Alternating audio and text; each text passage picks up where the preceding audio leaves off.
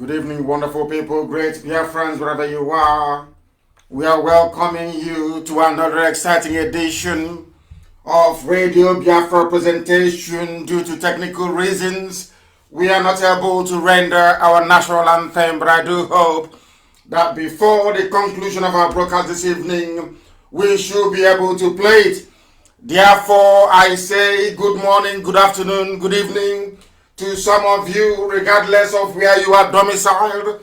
And as I did promise you, today is going to be an extraordinary session of our live presentation. Please, if you are not close to a listening device, I will suggest you try and get close to one. Inform your friends, your family, your neighbors, those who are gathered around you, that they too may participate in this very wonderful program this evening.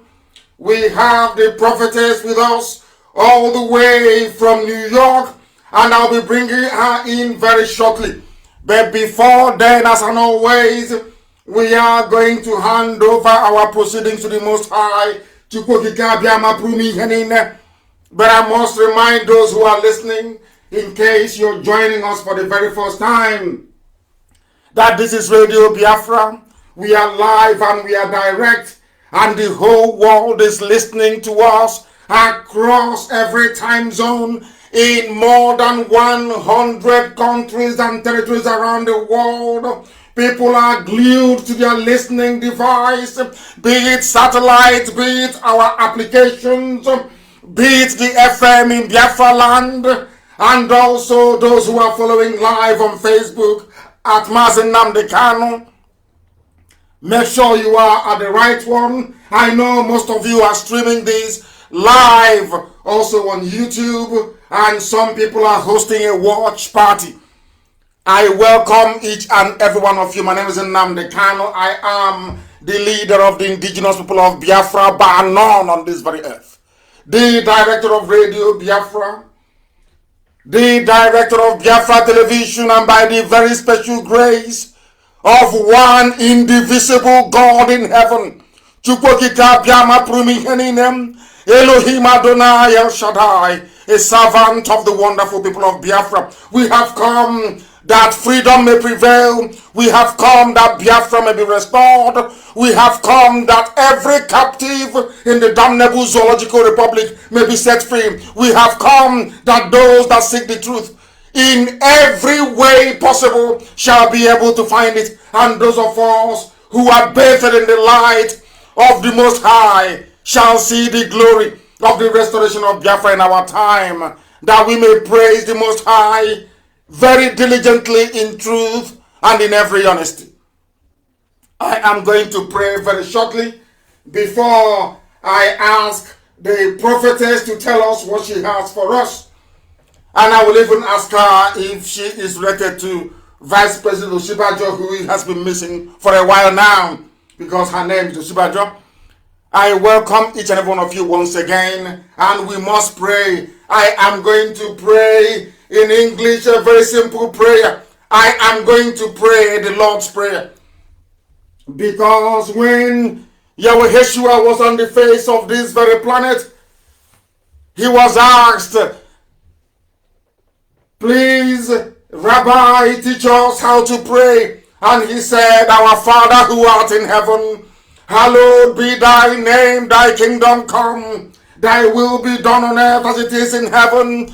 Give us this day our daily bread, and forgive us our sins as we forgive those who sin against us. Lead us not into temptation, but deliver us from evil. For thine is the kingdom, the power, and the glory forever and ever. He said, I remember very vividly that Yeshua said, lead us not into temptation.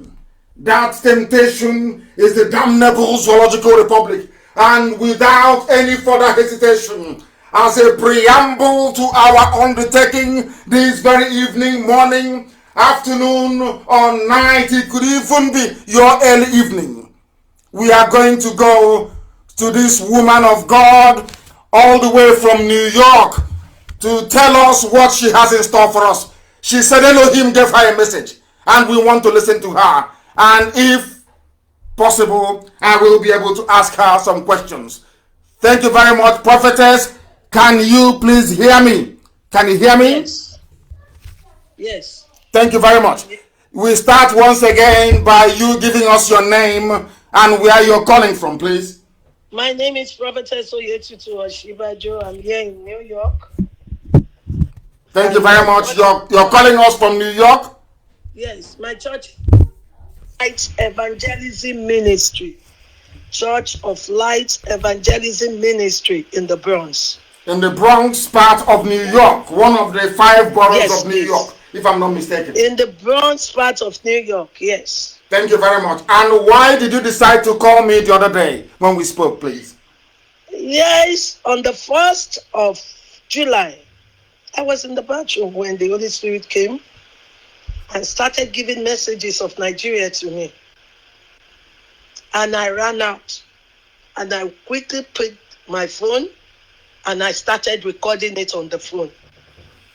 And when I recorded it, I sent it to a friend. This is what God says. Then I woke up on that Friday because I did night vigil. Waking up to put on the YouTube, I just saw that, wow, this is Senator Nnamdi Kanu that is, I wanted to pass this message to again. And here is, I just saw the WhatsApp and the number. Say, God, you are great. So you want me to pass the message to him? He said, yes. I said, okay, I will do. I quickly had the WhatsApp on my phone and I started texting you. This is what God says. Please, prophetess, before you continue, I have some few questions to ask you. Are you a Biafran? No, I'm a Yoruba woman. And are you married to a Biafran? No, please. No, please. Have you met me before? Never. I said I saw you on Friday.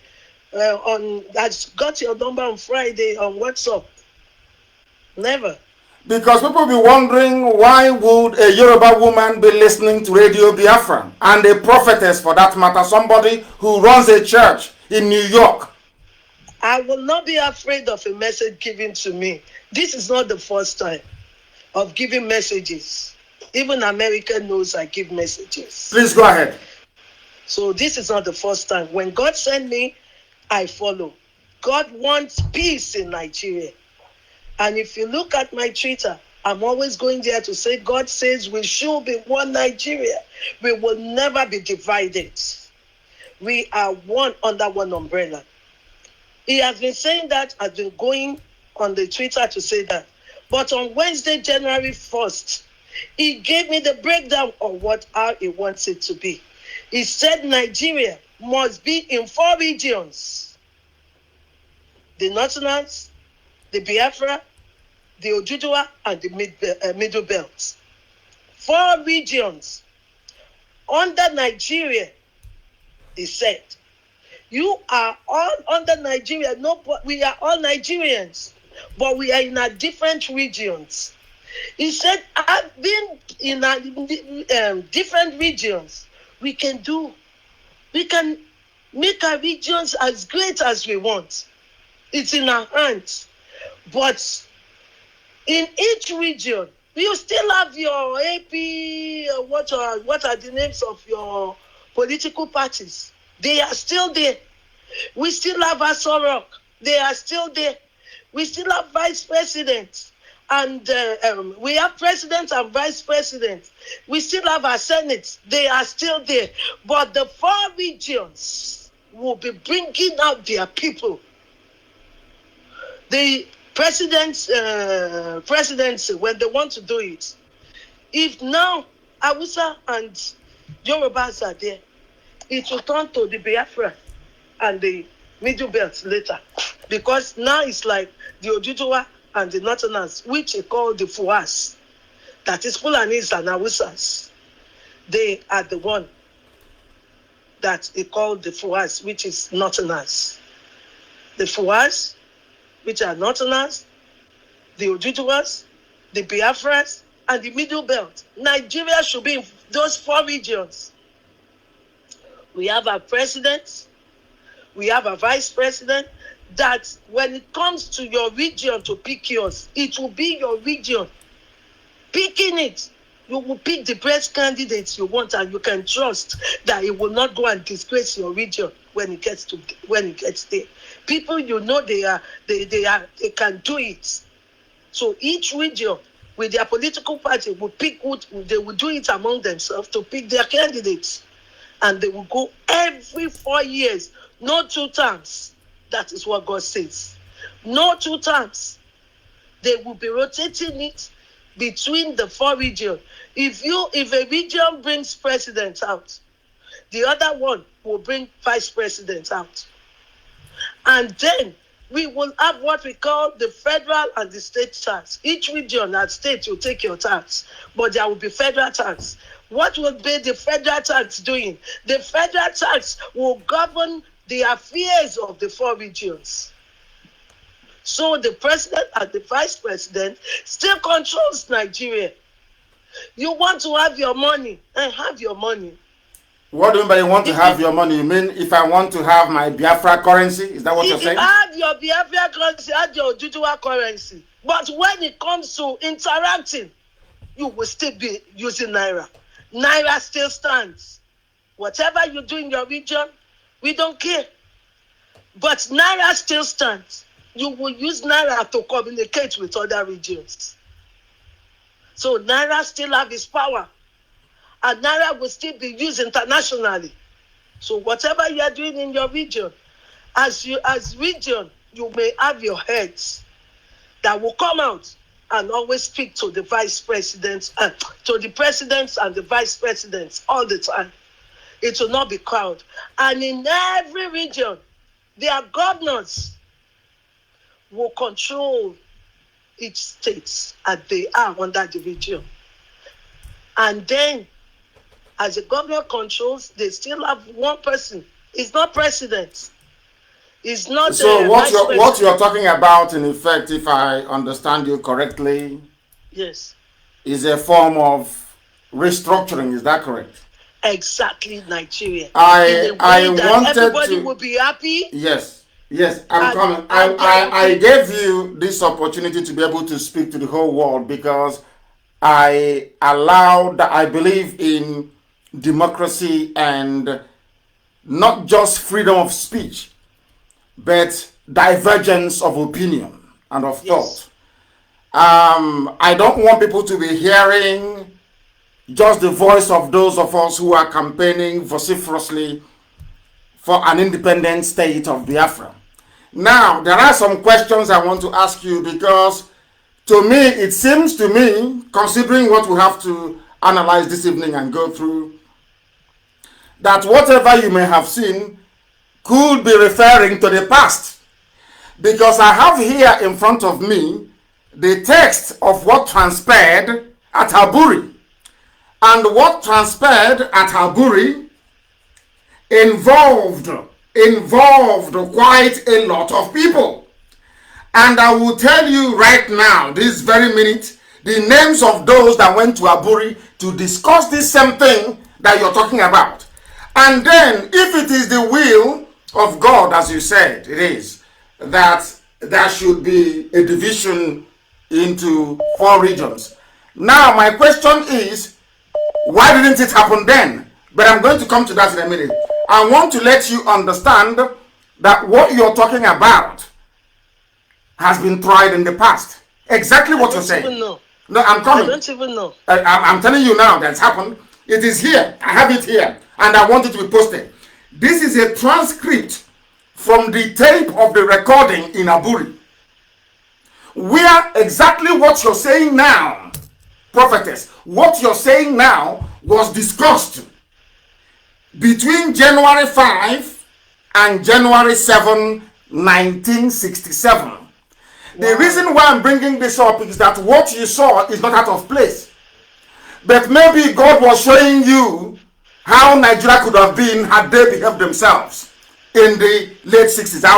Let me tell you those who went to discuss exactly what you're telling us tonight. Those who were there were the Lieutenant General Joe Ankara, who is the host, the then head of state of Ghana, Lieutenant Colonel Yakubu Gowon, the Chief of Army Staff, who announced himself as the Supreme Commander when Ironsi went missing in Yoruba land, in Ibadan, when he was being hosted by Fajri. Lieutenant Colonel Odumego Juku, who was the military governor then of Eastern Nigeria, Colonel Robert Adeyinka Adebayo, the military governor of Western Nigeria, Lieutenant Colonel Hassan Katsina, military governor of Northern Nigeria, Lieutenant Colonel David Ejo, military governor of Western Nigeria, Major Mobolaji Johnson, the military governor of Lagos, and also Alhaji Khan Salem, the Deputy Inspector General of Police. Also present were Mr. T. Omo Barry and also Commodore Akinwole Way, the Chief of Naval Staff. This is to tell you, prophetess, that everybody, the Nigeria you're talking about, they assembled, all of them. From Fulani or Hausa Fulani, as the case may be, from Yoruba, from the Midwest, and from Biafra. Everybody gathered to discuss this thing you're saying in Ghana between the 5th of January to the 7th of January of 1967. Now they discussed all the things that you saw in your vision or in your message. All of that had been discussed in the past. They discussed it. They sat down and they agreed that there will be devolution of power to the various regions within the country. Now I want you to go back and ask God, why did it not happen in 1967? Can I answer that? Please do. God's time is the best in everything we are doing in life. No man has the power of God. You may want it that time. It is not yet ripe for God to manifest it. When it involves God, it will surely stand. No one wins God. When it comes to God, when you say God says, no matter who you are, you have to bow under that umbrella. And whoever don't want to listen to it, God himself will deal with them. The one you are saying in 1967, which I don't even know about, God is my witness. This one came July 1st. I stand by the throne. The God who called me. I did not know. I'm not disputing what you're saying. I am just telling you that It is God's time. Yes.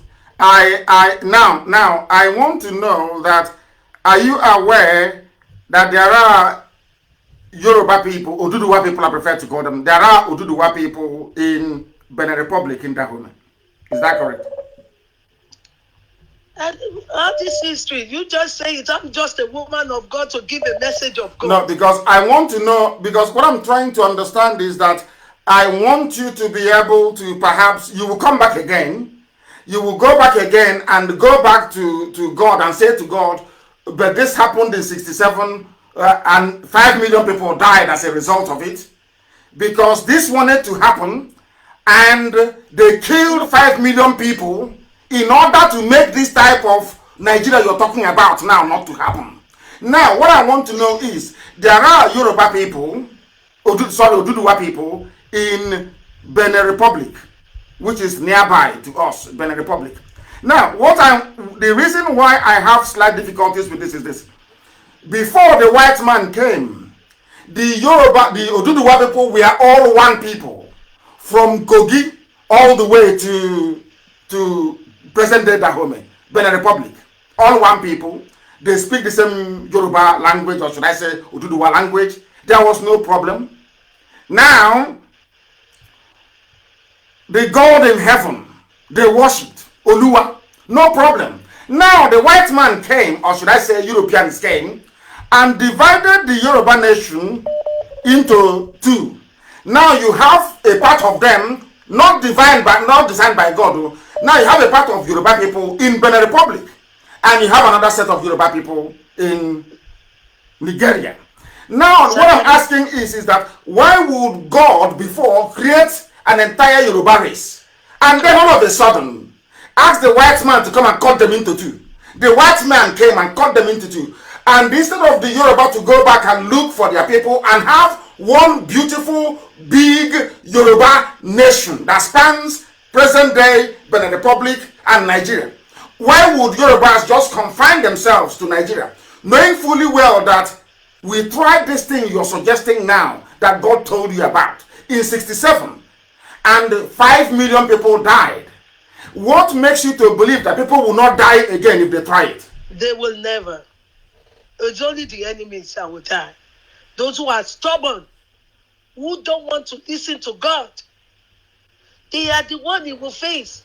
Me, I'm just a servant. I know. And this is not the first time I will give a message. I am just a servant. And when he sent me, how he will do it is none of my business. I'm just a servant. I accept. He will do it. How he will face the stubborn enemy. What he will do to make it stand. Me, he just told me July 1st. I don't know what is happening before. Yes. So I am saying what God is saying. And how the peace of Nigeria will stand. This is what he sent me to come out to say. And I am saying it.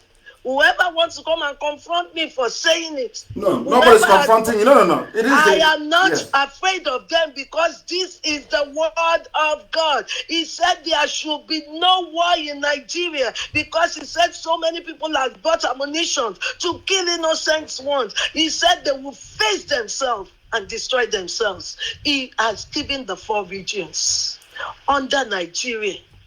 If we did not get it in 1967, as you say, it was not yet God's time. And what is stopping it from happening? Why do we need to fight for it? Because a lot of people, a lot of respected people are talking about a man that I have very much regard for, Paya de Banjo. They are discussing it. People are talking, they've been talking, these are respectable elder statesmen who saw what happened in 67.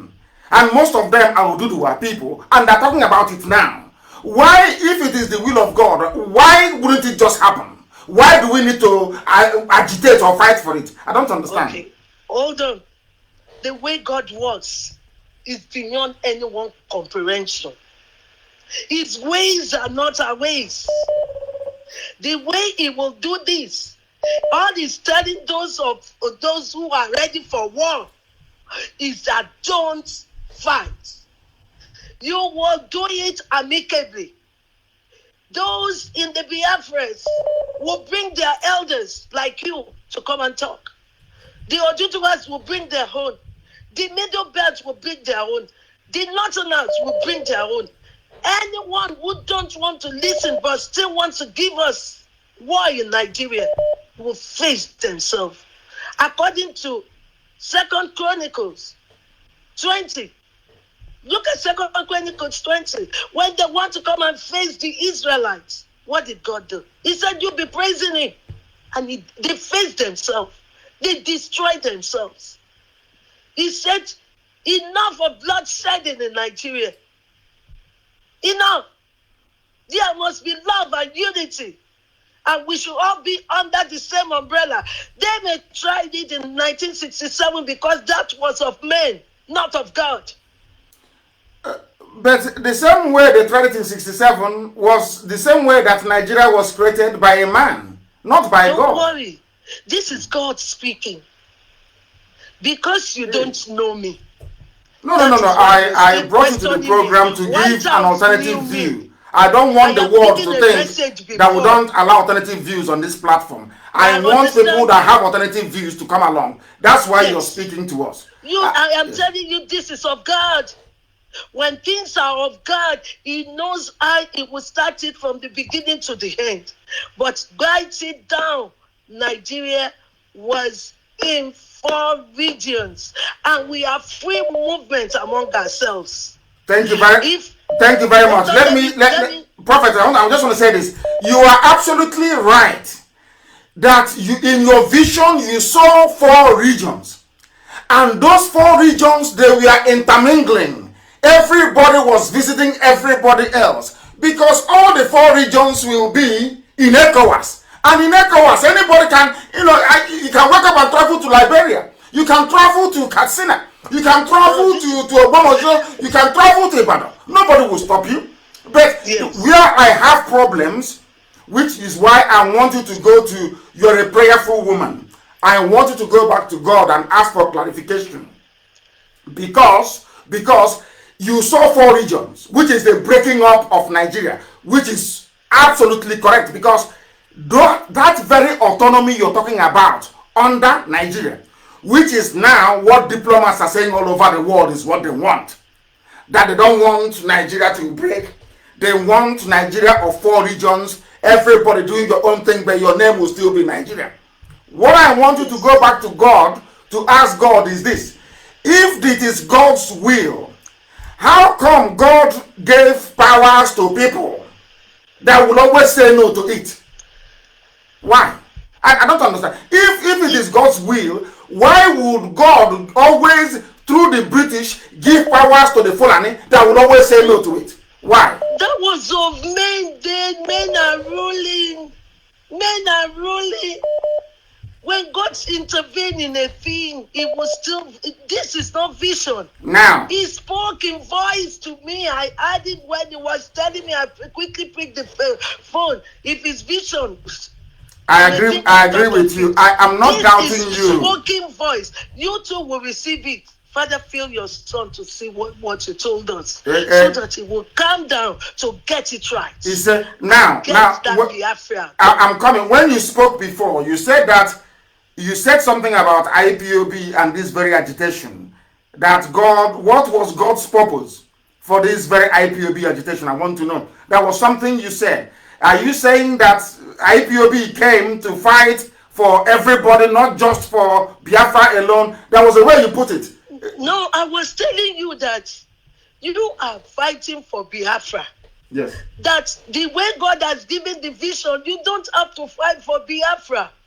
Fight for Nigeria to be what God says it should be.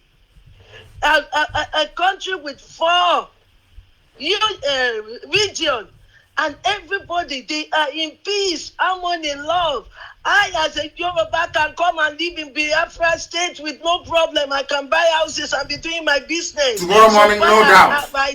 So it is where everybody is. We're doing business together. The joy of the Lord is there with everyone. We are happy to call ourselves Nigerians. Yeah, that is the only point of departure we have. And that is why I said, I will go back to God. Please. And you will also go back to God. Because I want to explain something to you. If it wasn't God's plan in 67, and because it wasn't God's plan, 5 million people were killed as a result of restructuring.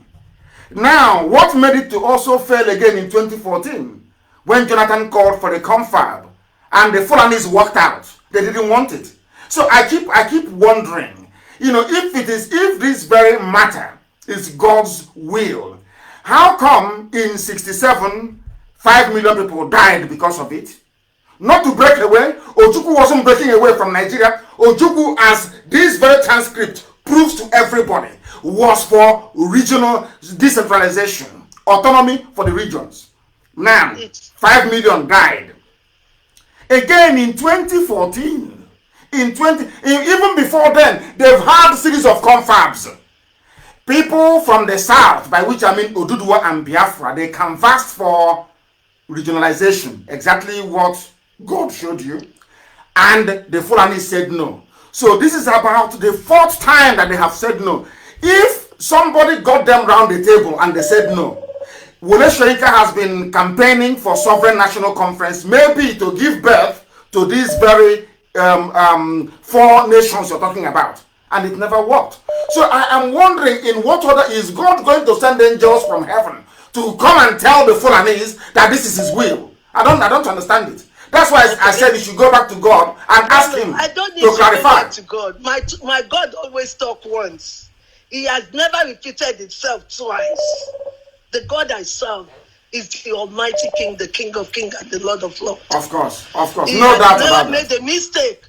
It's not a God you question. It is not a God you question. No, we are not questioning God. We are saying that the Almighty King. Yes. When he says yes, it's yes, it's yes. And it's no, it's no. He said yes now. Okay, he has said yes now. So God will now speak to the Fulani people. That is why we're trying to calm everyone that is angry down. Calm down.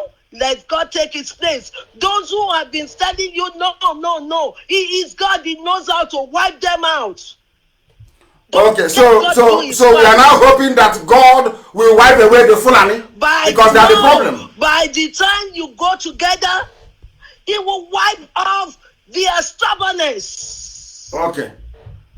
He will visit them in his own way. He will show himself as God to them. That stubbornness, he will wipe it out.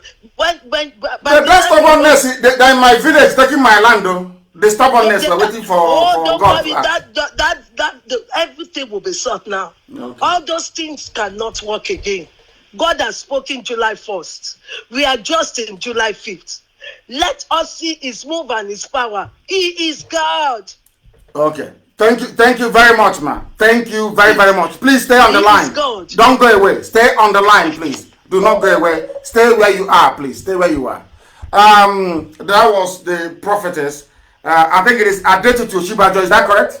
Oyetutu. Oyetutu. I'm very sorry. I do apologize. Oyetutu Adebajo, who saw a vision. The reason why I brought her to the program is that Biafra is going to be a democracy. Biafra is going to be where people will have divergent views. We don't all need to agree all the time on any particular issue. That was why I brought her in, because the world needs to know that this very platform is democratic enough to allow divergent views to be heard. That is the type of Biafra we are fighting for and we are seeking to build. Now, we know that our God, the God we serve, is not a God of confusion. This is not a God that will mislead or lead people astray or kill his children just for the fun of it. Now, if in 67, 5 million people died, and all through the years, confab after confab after confab never yielded any results, the Fulanis always walk away. I am now at a pain to understand on what basis God will allow something that he did not create to continue to exist. Because God created Oduduwa. That is why if you go online now and you type in, that was why I pleaded with you to allow your daughter to do some research for us. But we have listeners all over the world and we want them to do this research. Now, this is how you know the nations that God actually created. It's very simple. What you need to do is that you go online. You can go to Google if you want. Now, I want to, as I'm talking to you, I am typing into Google. I want to ask God in heaven, who created Oduduwa? Who created Oduduwa? Oduduwa is older than even Britain. So I want to ask God, who created Oduduwa? Very simple. If you type it down, you will see that Oduduwa descended from God himself. That is according to their folklore. Nobody created Oduduwa. The same thing if you type in who created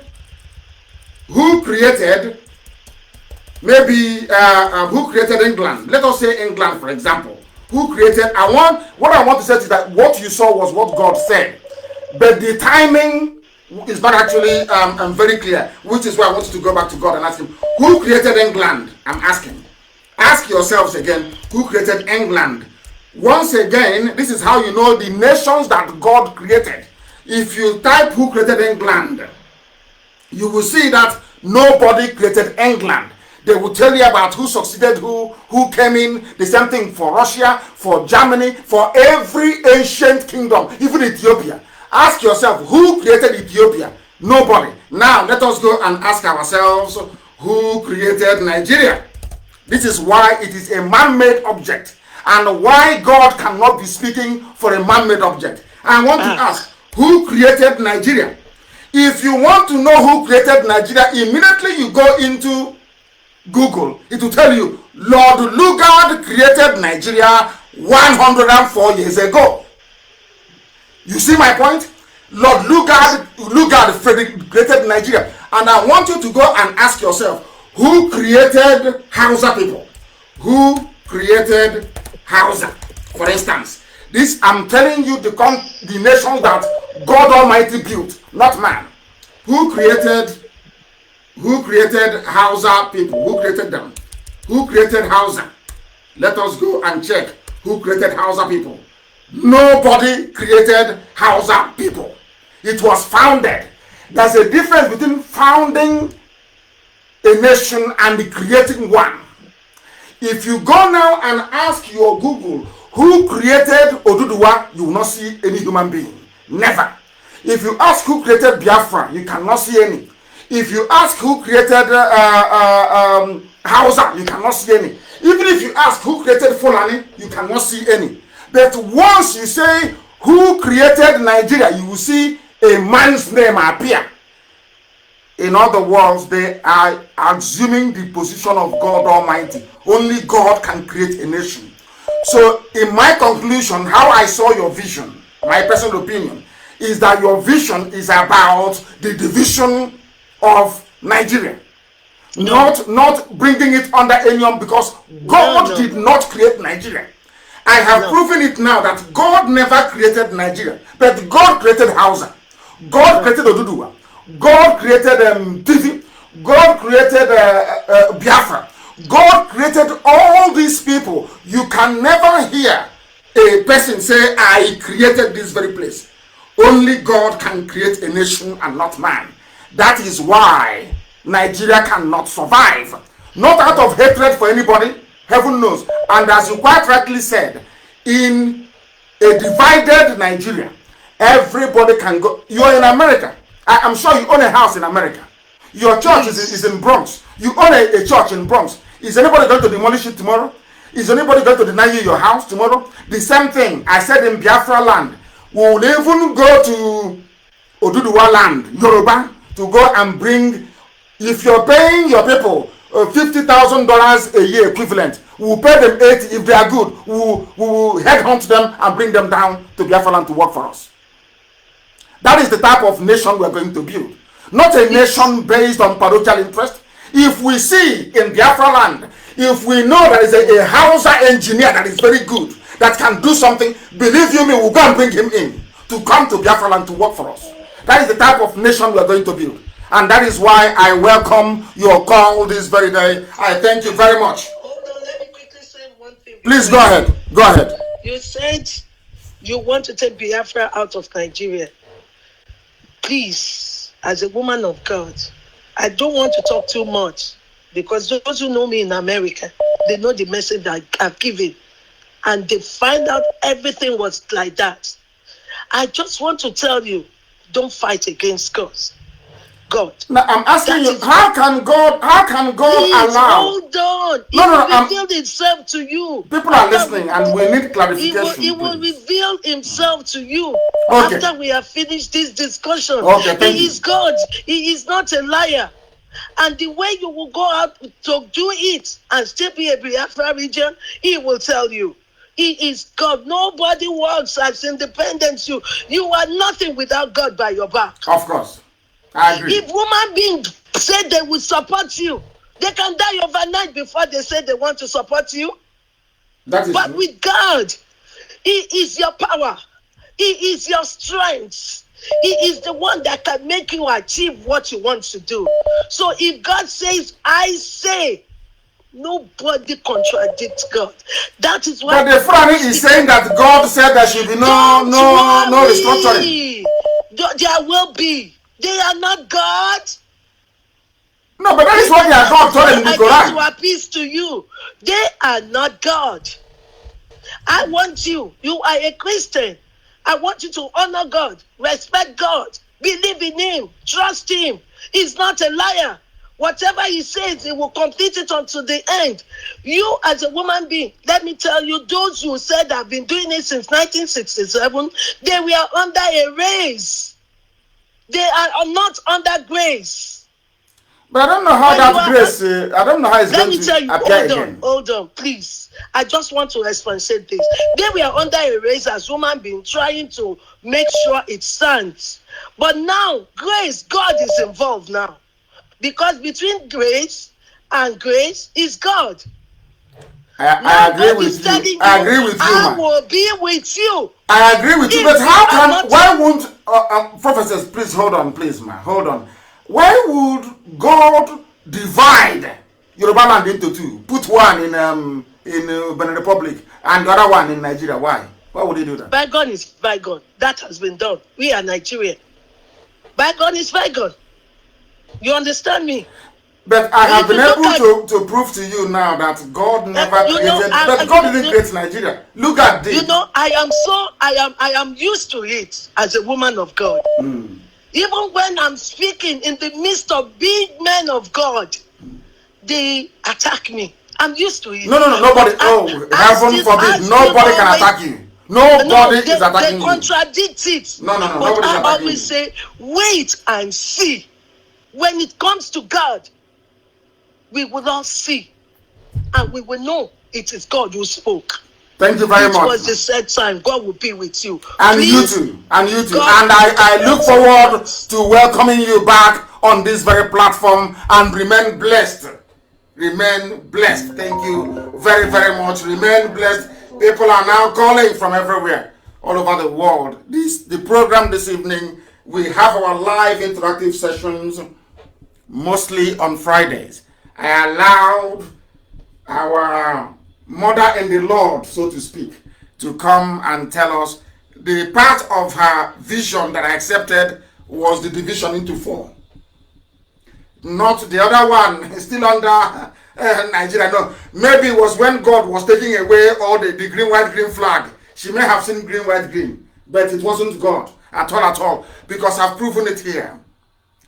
God cannot. Our prophetess said that what transpired in 1967 was the work of men. If we accept it was the work of men, that the Almighty God doesn't validate the works of men, then there is no way God can validate something created by a man. It's a very simple experiment.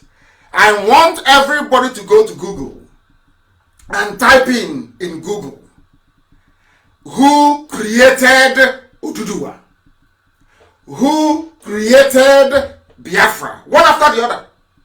All the ancient kingdoms, you know. Who created them? In fact, who created USA? That is very recent. Who created Canada? You can never see a human being's name. But I want you to go and type in who created Nigeria. What you will see is Lord Lugard created Nigeria 104 years ago. Now, if God doesn't respect the timetable of man, why would God validate something that a man made? Why would God divide something he made, Oduduwa, into 2? Put a part of them in the Republic, and he didn't do it, so it was man that did it. The French and the British that cut the Yoruba land into 2. One in Benin Republic and the other one in Nigeria. How can God do that to his people? And then put them together with half Arabs from Borno? How is that possible? I just want to know. I don't think division was complete. But she will go, I'm sure she will come back to us. She will come back to us. As somebody said, we are not wishing for anybody to lose their child to Fulani headsmen. I want the world to understand that we take divergent views here. We don't need people who always agree with us. Sometimes it is good to test ourselves against those who don't agree with us and be able to give them the platform to be able to preach that conviction which they have. We must proceed. And being part of our program this very evening, we are making it abundantly clear to all those who are willing to listen, to everybody who is willing to listen, that those of you entertaining or harboring the intention of steering Nigeria towards the path of devolution, or should I say regional autonomy, that ship has sailed. we are no longer there again. We are no longer there again. We cannot have it. Do you know why? As I'm sure that Aburi Accord has been published. If you go and read it right now on my page, not the outcome. I'll publish the outcome next week. What I wanted to do today was to go into the corruption in the zoo. But I discovered that this prophetess rang and said she had something to say. And I said to her, I want you to say this to the hearing of the whole world. And she just did. What we are now going to do is to proceed very cautiously towards this very lecture that we have this evening. It centers around her conviction that the zoo should be won, which I vehemently disagree with. Because of a simple thing that she said. She said that 67 was the work of men. I think there was another confab in 1984 or thereabout? Was that the work of men? Yes, I agree. Also, the work of men, let's even use recent one, not the Abacha one. Abacha called a conference as well. Let's use the most recent one, 2014 of Jonathan's confab. So it was the work of men in 67, work of men in 84, the work of men in 2014. But Nigeria was created by a man. Now, how can God preserve the creation of a man, which is Nigeria, but say no to when men are trying to carry out that same vision that he showed to our dear sister? That's what I don't understand. That's the only place where I am having a slight confusion. Because Nigeria is artificial, it is man-made, and that is why we must try all we can to make sure that it no longer exists. There will be 4 nations emerging. That is the part of her prophecy that I want us to take away. And all these people will cooperate. The Fulanis will go back to Futajalon, where they came from. The Hausas can travel, mingle, and stay wherever they like. The Middle Belt nation will mingle and do whatever they like. The same thing with Oduduwa and also Biafra as well. One thing we're not going to have is a monolithic, unwielding, irredeemable zoo called Nigeria. It cannot happen. Never, ever, ever. Now, it may be that all these 4 nations emerging will decide to come together and negotiate to form a union. That is their prerogative. Maybe that is where she's going to. That these 4 newly emerged nations from the contraption that Lugard concocted and built may now decide to come together to form a new nation. That is entirely up to them. The people will vote and the people will decide. That is how it's going to be.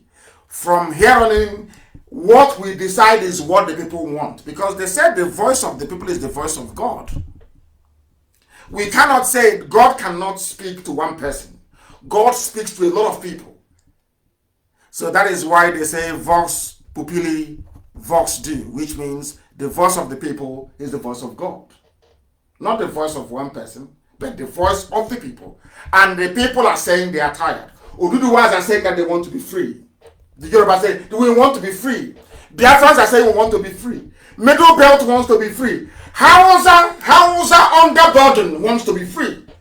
Because they went and everything our dear sister was saying, the prophetess, everything she is saying, Ojukwu discussed at Aburi. Everything, absolutely everything. Everything. Ojukwu argued for decentralization. They came back. The conference finished between the 7th and the 10th. People must note this down. Between the 7th and the 10th of January of 1967 in Ghana, they held this summit. And they agreed. Now remember that the war broke out in Ojukwu declared Biafra on the 30th of May. I want people and historians to note this very, very carefully. I want to put to bed all the misinformation and the lies surrounding the emergence of Biafra. Very, very critical we understand this. According to this very documentation, this very document now posted on my wall, if you go there, it doesn't originally belong to me. It was published by codewith.org. The man that put this very, sorry, it was from the 5th, I do apologize, from the 5th to the 7th of January 1967. Follow the timeline very carefully. They went to Aburi and they agreed. Ojukwu came back, waited for that January, waited for February, March, April, and May. Are you following me? January, Gowon didn't implement the restructuring of Nigeria, no. February, no restructuring. March, no restructuring. April, no restructuring. Until the end of May, pure 5 solid months, waiting for a gentleman's agreement that was reached in Aburi to be implemented. And they said no. Before Ojukwu declared Biafra on the 30th of May. Having attended Aburi between the 5th and the 7th of January. But your historians never tell you this. Those who claim that they are historians, they never tell you this. Never, ever, ever. They never tell you this. Ojukwu waited for 5 months, waiting for Gowon to implement Aburi. Because Britain said no. Because the Janjaweed, Fulani Janjaweed said no. Gowon reneged on Aburi for 5 months, not implemented, before Ojukwu declared Biafra. And now you understand the history very well. And all their lies.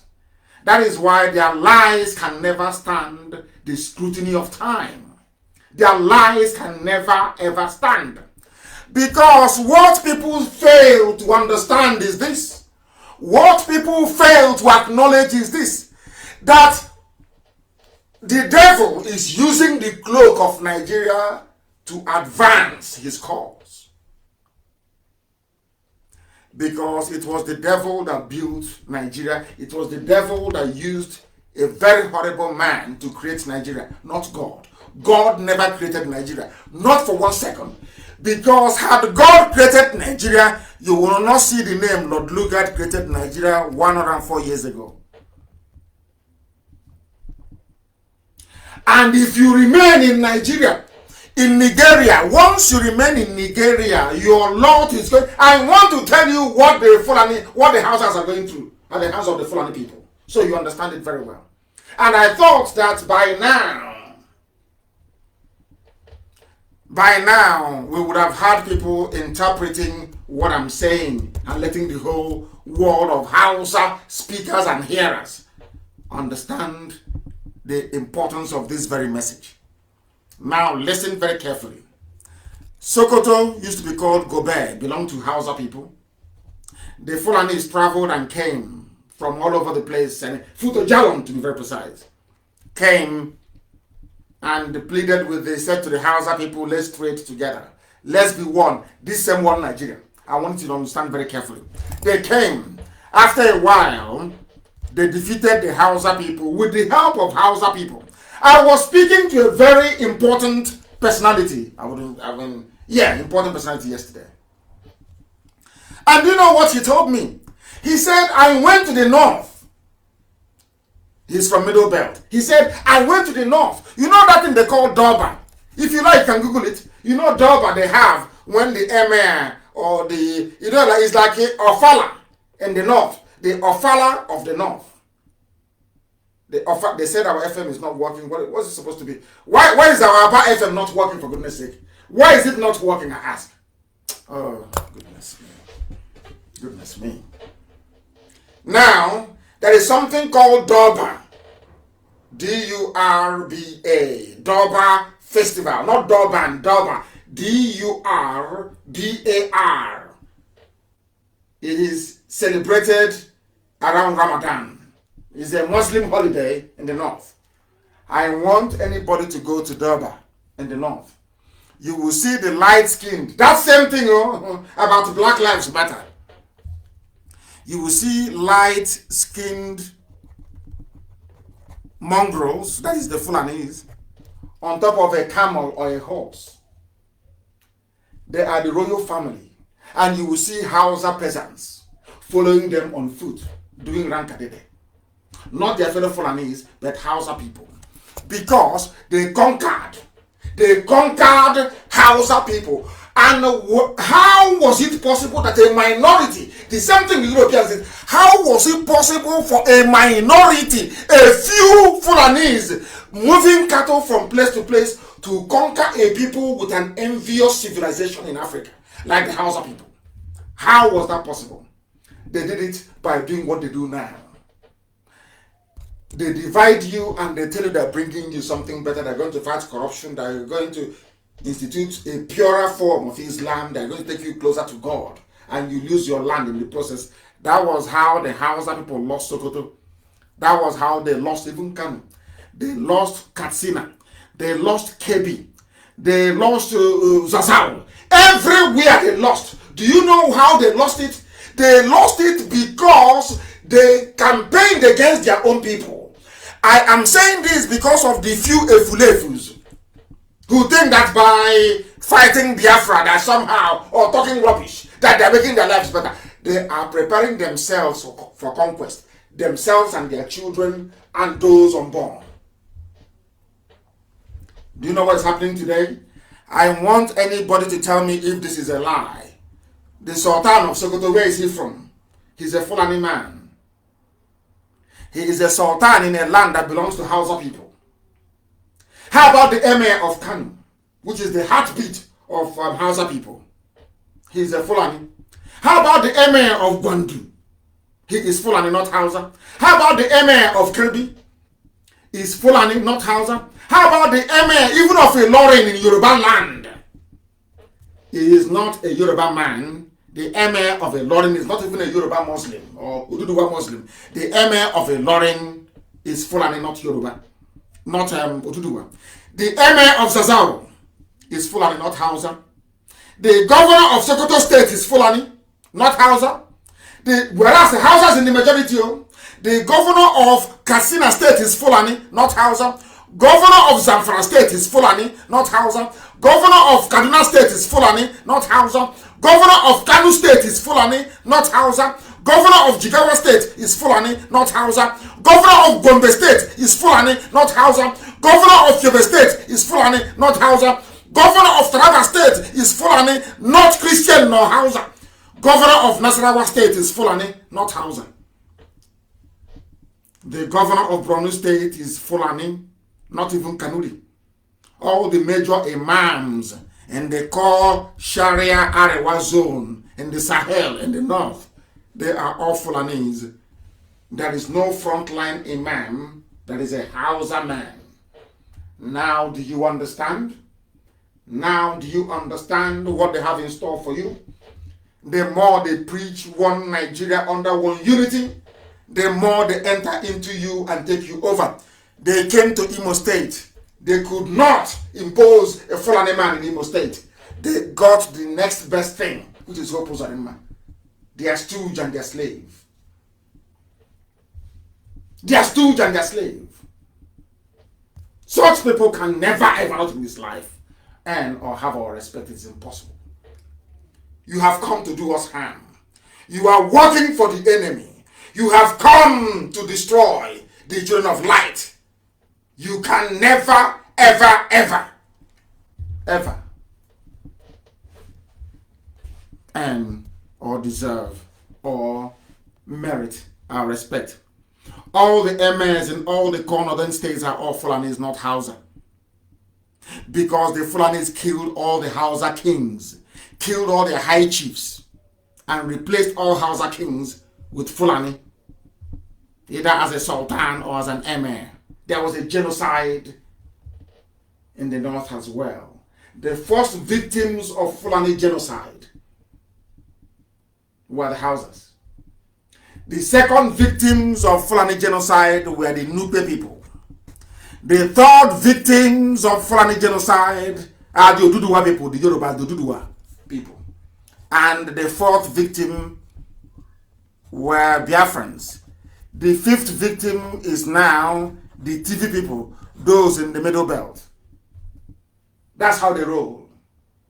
And they are managing to do all these things before, when they were slaughtering the Hausa people or their kings with the help of their fellow, with the help of the Hausa peasants. They said they were bringing you a better Islam, fighting corruption. When that one finished, they now came down to the Nupes, slaughtered them. We are bringing you better Islam. When they went into Oduduwa land, slaughtered them in the Lorraine and took their land, until the Yoruba, the Alafin of Oyo, ran into the forest, because the Fulani cavalry, that is men, fighting men on the back of a horse, could not fight in a tropical region. That was the only thing that saved the Oduduwa kingdom, the Yoruba race. If not, by now, they would be like the Lorraine people. Do you understand it? Do you understand? They tried it in Egala, they succeeded. As I said the other time. Do you understand the mess you're in? All of you toying with this one Nigeria garbage. Do you see the mess you're storing up for your children? All of you should go and write a book, a memoir, saying, oh, I wanted to be in one Nigeria. The Fulanis are coming. Because those who ignore history have a way of repeating it. That's what I've always argued from day one. If you ignore what happened to the Hausa people, what happened to the Birom people, what happened to the Nupe people, what happened to the Bachama people, what happened to the Bagi people, what happened to Yoruba people, you also will be consumed. You will be swallowed. And our history in the next 50, 60 years will be that of the history of Hausa people that own Sokoto. Yet, there is nothing there for them. Is that the type of life you want for yourself and your children? Is that what you want? Now you understand what we are fighting for, or should I say, what we are fighting against. The time now is 2 minutes past 8 p.m. in the evening in the blessed land of Biafra. The same number of minutes past the top of the hour, regardless of where you are. And the person who kindly composed this very damage the Fulanis have done to the houses is Okoye Vincent, and I thank him very much for that. He titled it The Bitter Truth, and I want it to be published everywhere. That so when you're talking about your one Nigeria, let's have one Nigeria, let's have one Nigeria and have regions in. I want you to know what awaits you and your people. This is how the devil works. This is the work of they blind you, the devil will blind you, so you can no longer see very clearly. So you can no longer see clearly. These are the things that you must understand. Please, you shouldn't, some of you should not speak ill of the prophet. That was the vision that she saw, and she's within her rights to share it with the rest of the world. That is why democracy and freedom of speech is a very good thing. You demolish people with the strength of your argument, the superiority of the reasons and the way you marshal them. Please, she is more than entitled to her opinion. If you say that God created Nigeria, you ask Google, who created Nigeria? It's only if you're telling me that a white man is God, if you're telling me that Lugard is God, then I'll believe you. Because it's there in black and white. Who created Nigeria? Lugard did in 104 years ago. That tells you all you need to know. If you don't want to be like the Hausa people, if you don't want the fate that befell Hausa people to befall you, then you must campaign to go back to where you come from. Everybody must. Where were you before the white man came? Who were you? What sort of political union did you have before Lugard came and named you Nigeria? Who were you? Or are you trying to denigrate your history? Are you trying to dismiss who you were, your identity? Then when a white man treats you bad, you start complaining about racism. When you yourself, you have no regard for who you are. You have no regard for your history. How then can you expect somebody else to have regard for you when you have no regard for yourself? Very, very important. People are calling from everywhere. We take calls only on Friday mornings. Please, the rest of the time we lecture. I may be in the mood, I may be a bit generous and allow people to speak later on as we proceed. But it is very, very important that people understand what we are passing through. We don't expect everybody to support what we are doing and the way we're doing it. That would be very, very foolish of us. No, not at all. But you better have a very valid reason, because we have 1,001 reasons as to why we do things the way we do them. That is why we are potent. That is why for anybody to be relevant, you must mention our name. If you don't mention Nnamdi Kanu or IPOB or Biafra, nobody will know you are there. You are irrelevant. You are inconsequential. For you to be relevant, there are 3 names you must mention. You must mention IPOB. You must mention Biafra. You must mention Mazi Nnamdi Kanu. If you don't mention any of these 3, you are nobody. You cannot generate traffic. Nobody will know who you are. That is the strength of the hold we have over you. That is how strong we are. That is why I keep saying we don't expect everybody to support Biafra agitation. Some people will behave like Hausa peasants. They will see danger coming, but they cannot read it until it's too late. That is why today you have a handful of Fulani people ruling and subjugating Hausa people. That is why they made them Janjaweed, they made them Alamajiri. That is how sad things are. Unless you want that type of future for your people, then you must support this very agitation led by IPOB. Because earlier today I had a meeting with very important people in our land. Very, very important. You know, people have views and opinions, and I allow people to hold whatever view or opinion that they feel comfortable to hold. It is entirely up to them, their prerogative. You cannot separate somebody from the views or the opinions that they have within them. That was why earlier today, before I came on air, I was in a meeting with some very important people. They had some things to say to me, and I also had some things to say to them. And I'm glad to say that in the end, we came to an amicable understanding about the best way for us to proceed. But there are a few standout things that came out of that very meeting.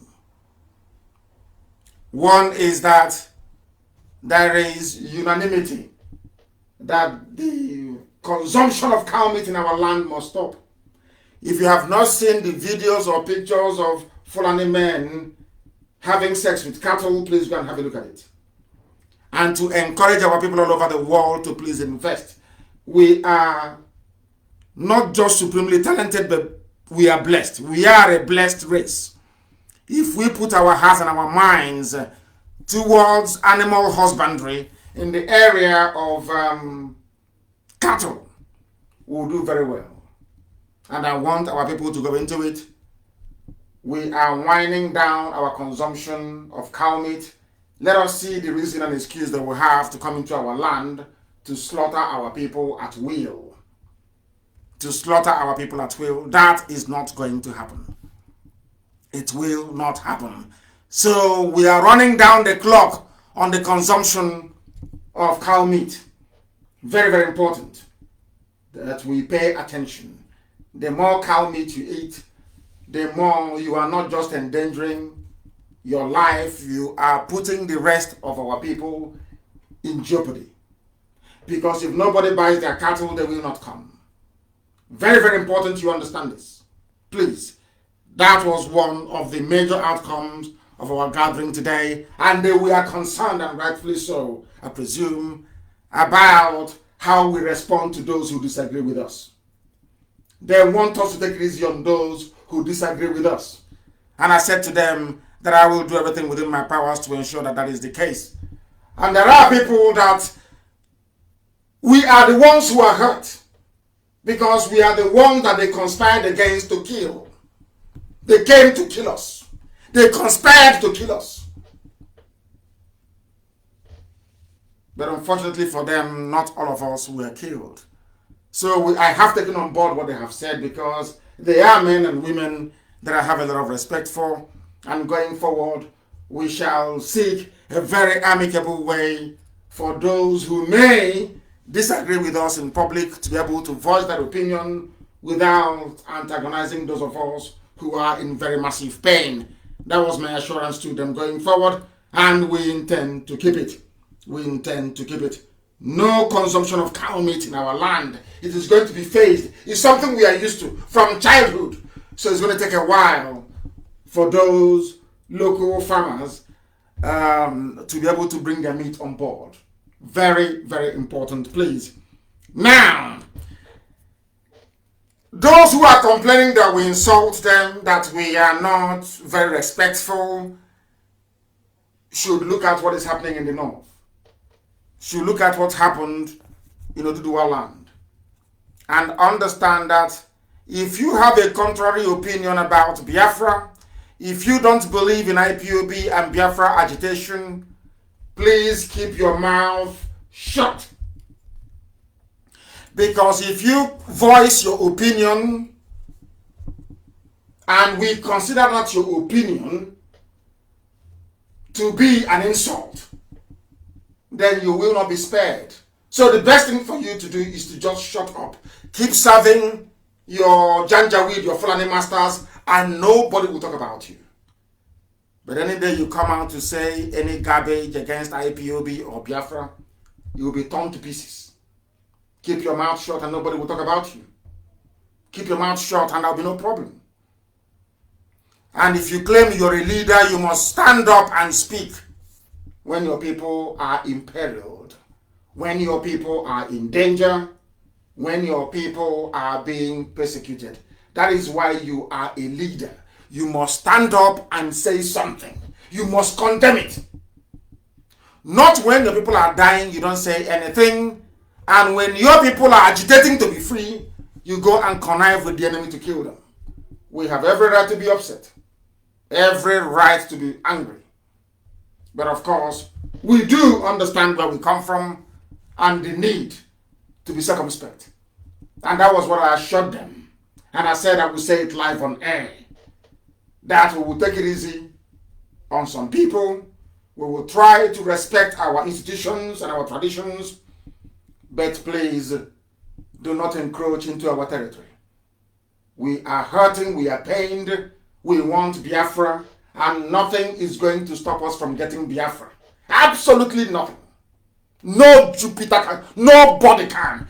So if you present yourself as an agent of the zoo in our land, and you say because of that, you are 70 years old, you're 80 years old, you're coming into Biafra land to talk rubbish, we will obliterate you completely. Do you know why? Because everything we do with facts and with reason. Do you know that the sponsors of Boko Haram are Fulani people? You also know that Fulani people are the officers you have in the Nigerian army. In fact, across the armed forces of the zoo. Now, they came out openly to tell you that we are not going to expose Boko Haram sponsors. This is a very bloody terrorist organization that have killed a lot of people. Innocent people. There are over 2 million people in IDP camps as a result of the activities of Boko Haram. But of course, I qualify that. The reason why Boko Haram took up arms is because of the heavy-handedness of the Nigerian police. They were the ones that killed Muhammad Yusuf. Before the death of Muhammad Yusuf, Boko Haram wasn't violent. It was the death of Muhammad Yusuf that led to Boko Haram becoming violent. So we must understand that first and foremost. And that is the truth. It doesn't matter how much you demonize Boko Haram. Somebody started it. It doesn't matter what you say about Boko Haram. Somebody caused Boko Haram to pick up arms. The day they came to my house to kill me, had they succeeded, do you think IPOB would keep quiet? They would have gone into the bushes. Exactly what is happening in the north. Before you blame Boko Haram, you blame the Nigerian police, and you blame the trigger-happy Nigerian army. That is the truth. And now that Boko Haram is killing without mercy, who are those sponsoring them? The Zoo presidency wrote a letter, or should I say issued a statement saying that IPOB is spending $85,000 every month in order to stain the image of the already battered, useless zoological republic. So they were concerned. Where do they get their money from? But do you know that they are not concerned about who is sponsoring Boko Haram? IPOB is a peaceful movement. We are not armed. Now, I want somebody to tell me the reason why the army is not prepared, or presidency not prepared to name those who are sponsoring Boko Haram, but they are prepared to be looking for those who are funding IPOB. That is yet to kill anyone. What does that tell you? Under such a climate, not only are Northern elders protecting 5 terrorist organizations, 5, to the point that they are now shipping terrorists to our land to be raping our mothers, abducting our daughters, and cutting us up. After raping us, they cut us into pieces in broad daylight. That elder you have in Biafra, that elderly man you have, that elder statesman you have, did not come out to condemn the slaughter of his own daughter. Those who are doing the killing, their own elders are not condemning them. I have never heard of a northern elder condemn Boko Haram, or condemn ISIS in West Africa, or condemn Mietiana. No, never ever. Instead, they brought them into the presidency and empowered them. You went to school as an elder. After seeing all these things that your own counterparts in the north, are not chastising their own children that are coming down to kill us. We that are saying no to these killings, you are the one rising up to be talking rubbish all the time. And we can't spare you. If you keep your mouth shut, we will leave you alone. If you come out to talk rubbish, we will obliterate. I'm telling you, we'll vaporize you. That is a promise. Keep to yourself and then see if you will insult you. No, of course we won't. You know we won't. We will not talk about you. But come and tell us nonsense when our people are dying. Then you'll see what will happen to you. That was the pledge I made to them. That is why it has been why we cannot expose Boko Haram sponsors from the army. The Nigerian army has said that it is not their duty to expose those sponsoring Boko Haram. Can you believe such rubbish? Can you believe such nonsense? They admitted that the army knows the people who are heavily backing terrorism and criminality, yet they won't mention them. Now, all these people that came out to go and organize Python dance, what is your justification? The army, the same army you went to call to come to Isiama Faluku to kill people, the same army you called to go to Mpo to kill people, the same army you called to kill unarmed people, they are now saying we can't even name those who are sponsoring Boko Haram. What does that tell you about your misplaced and foolish diatribe against IPOB? Do you see it? That is, we're not getting upset with you because you're a human being. No, we are upset with you because you cannot reason very well. You claim you're an elder, but you cannot reason very well. How many times have you heard Oduduwa elders condemn OPC, even at the height of OPC's criminality, when they were fighting police? How many times, I ask you, did an Oduduwa man, an elder statesman from Yoruba land, stand up to condemn OPC? They were fighting police in Lagos. True or false? It's only you people that have mouth. It's only you that can write. Stay on your own and we leave you alone. Write rubbish and we feed you to the vultures. Simple as that. It's because we live here alone. That is why every idiot comes up and they talk rubbish and they go away. They talk nonsense and they why? But your own daughters are being cut up into pieces. You've said nothing. And you want respect? How is that possible? How, I ask you? How is that possible? Anyway, let Biafra come. That DNA test. And then we'll continue what we are doing. Are they going to stop us? Of course not. They can never ever stop us. They cannot stop us. And those of you calling for one zoo, calling for one Nigeria. I'm not the prophetess said God gave her a message. So she's more than willing to express her opinion. But I want you to understand. These are the people you claim are protect. You people don't know you are under a curse. Nigeria is the zoo. Nigeria is a curse. You are so cursed that you no longer reason. Your brain cells are no longer interacting properly. You can no longer put one and one together to get two. That is why you're a Nigerian. That is why you're a zoo animal. Because you don't reason. Are you aware of what's happening in Taraba? The military, the same military you are hoping and praying is going to save you, are busy raping women and children. So in Biafra land, they are janjaweed. They are busy Fulani people raping and killing. In Taraba, go there and tell them about one Nigeria. You people don't know the mess the zoo is in. You have no idea. No, you don't. Go to Taraba and talk to them about one Nigeria. They will stone you properly. Go to Taraba and about one Nigeria. Is it all the lies you're reading about in the papers? Who told you they want one Nigeria in Taraba? Who told you that? Do you know what the military are doing? This is the military. Not bandits. Not Miet Yala with their cattle. Not Miet Yala with their bombs and their AK-47. Not Ansaru. Not ISIS in West Africa. Not Al-Qaeda in the Maghreb. Not Boko Haram. This is the military. So in Taraba State, they are under siege. Everybody is killing and raping them. Army is raping. Janjaweed is raping them. Bandits raping them. Miet Yala is raping them.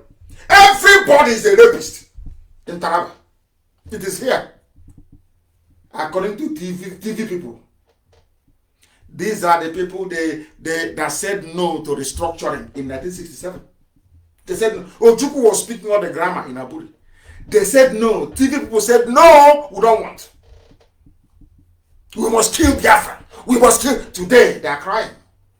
I said to you here on this hallowed platform that everything that Biafra endured, everybody will go through it. Turn by turn. Go on, how far? Go on, how far? How far today? Let me tell you what is happening between the military and people in Taraba State, so that you can wait for one zoo, one Nigeria. That is why when I see people talk about one Nigeria, I don't know what to do. To be honest, the prophetess is I just left her because she preaches the Bible, so I just left her. If it was somebody else, I will. Honestly speaking, if they hear my name next time, they will run away. I want people that is talking about one Nigeria. I want to let you understand what is happening in Taraba, so you know. Because sometimes you don't know. So you know, you understand the mess you're into in the zoo. Some of you do not know the mess you're in. And where is it even go on from? Where is it from? Which tribe is it from? That some people, we're waiting for them. He's from a place called,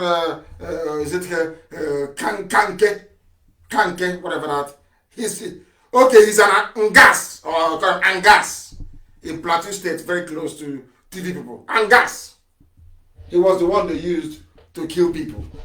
Today, his village is also under siege by Fulani headsmen, but he can no longer speak. He can no longer speak. The TV leaders or TV people from Taraba State, under the aegis of Thief Cultural and Social Association, have accused the military, Nigeria's military, accused the military that they posted the military to come and stop the Fulani Janjaweed from ethnically cleansing TV people from Taraba State. But do you know what the military did? This is Zoo newspaper. This is a Nigerian newspaper, please. They are saying here that they have now accused the military, posted to bring peace in Taraba, of raping their wives and daughters, also destroying their properties in the name of manhunt for bandits in southern Taraba. You are a Christian in southern Taraba. The bandits are Miyeti Yala, who are Muslims. You are attacking and raping Christian women, destroying their homes and property. This is from the army, or not anybody else. From the army. Raping women, destroying properties in Taraba State. Nigerian army. And people have faith in one Nigeria. I don't know the type of planet that these people can. I have no idea where they came from. And they say, oh, we don't want to fight a war. Nobody wants to fight a war.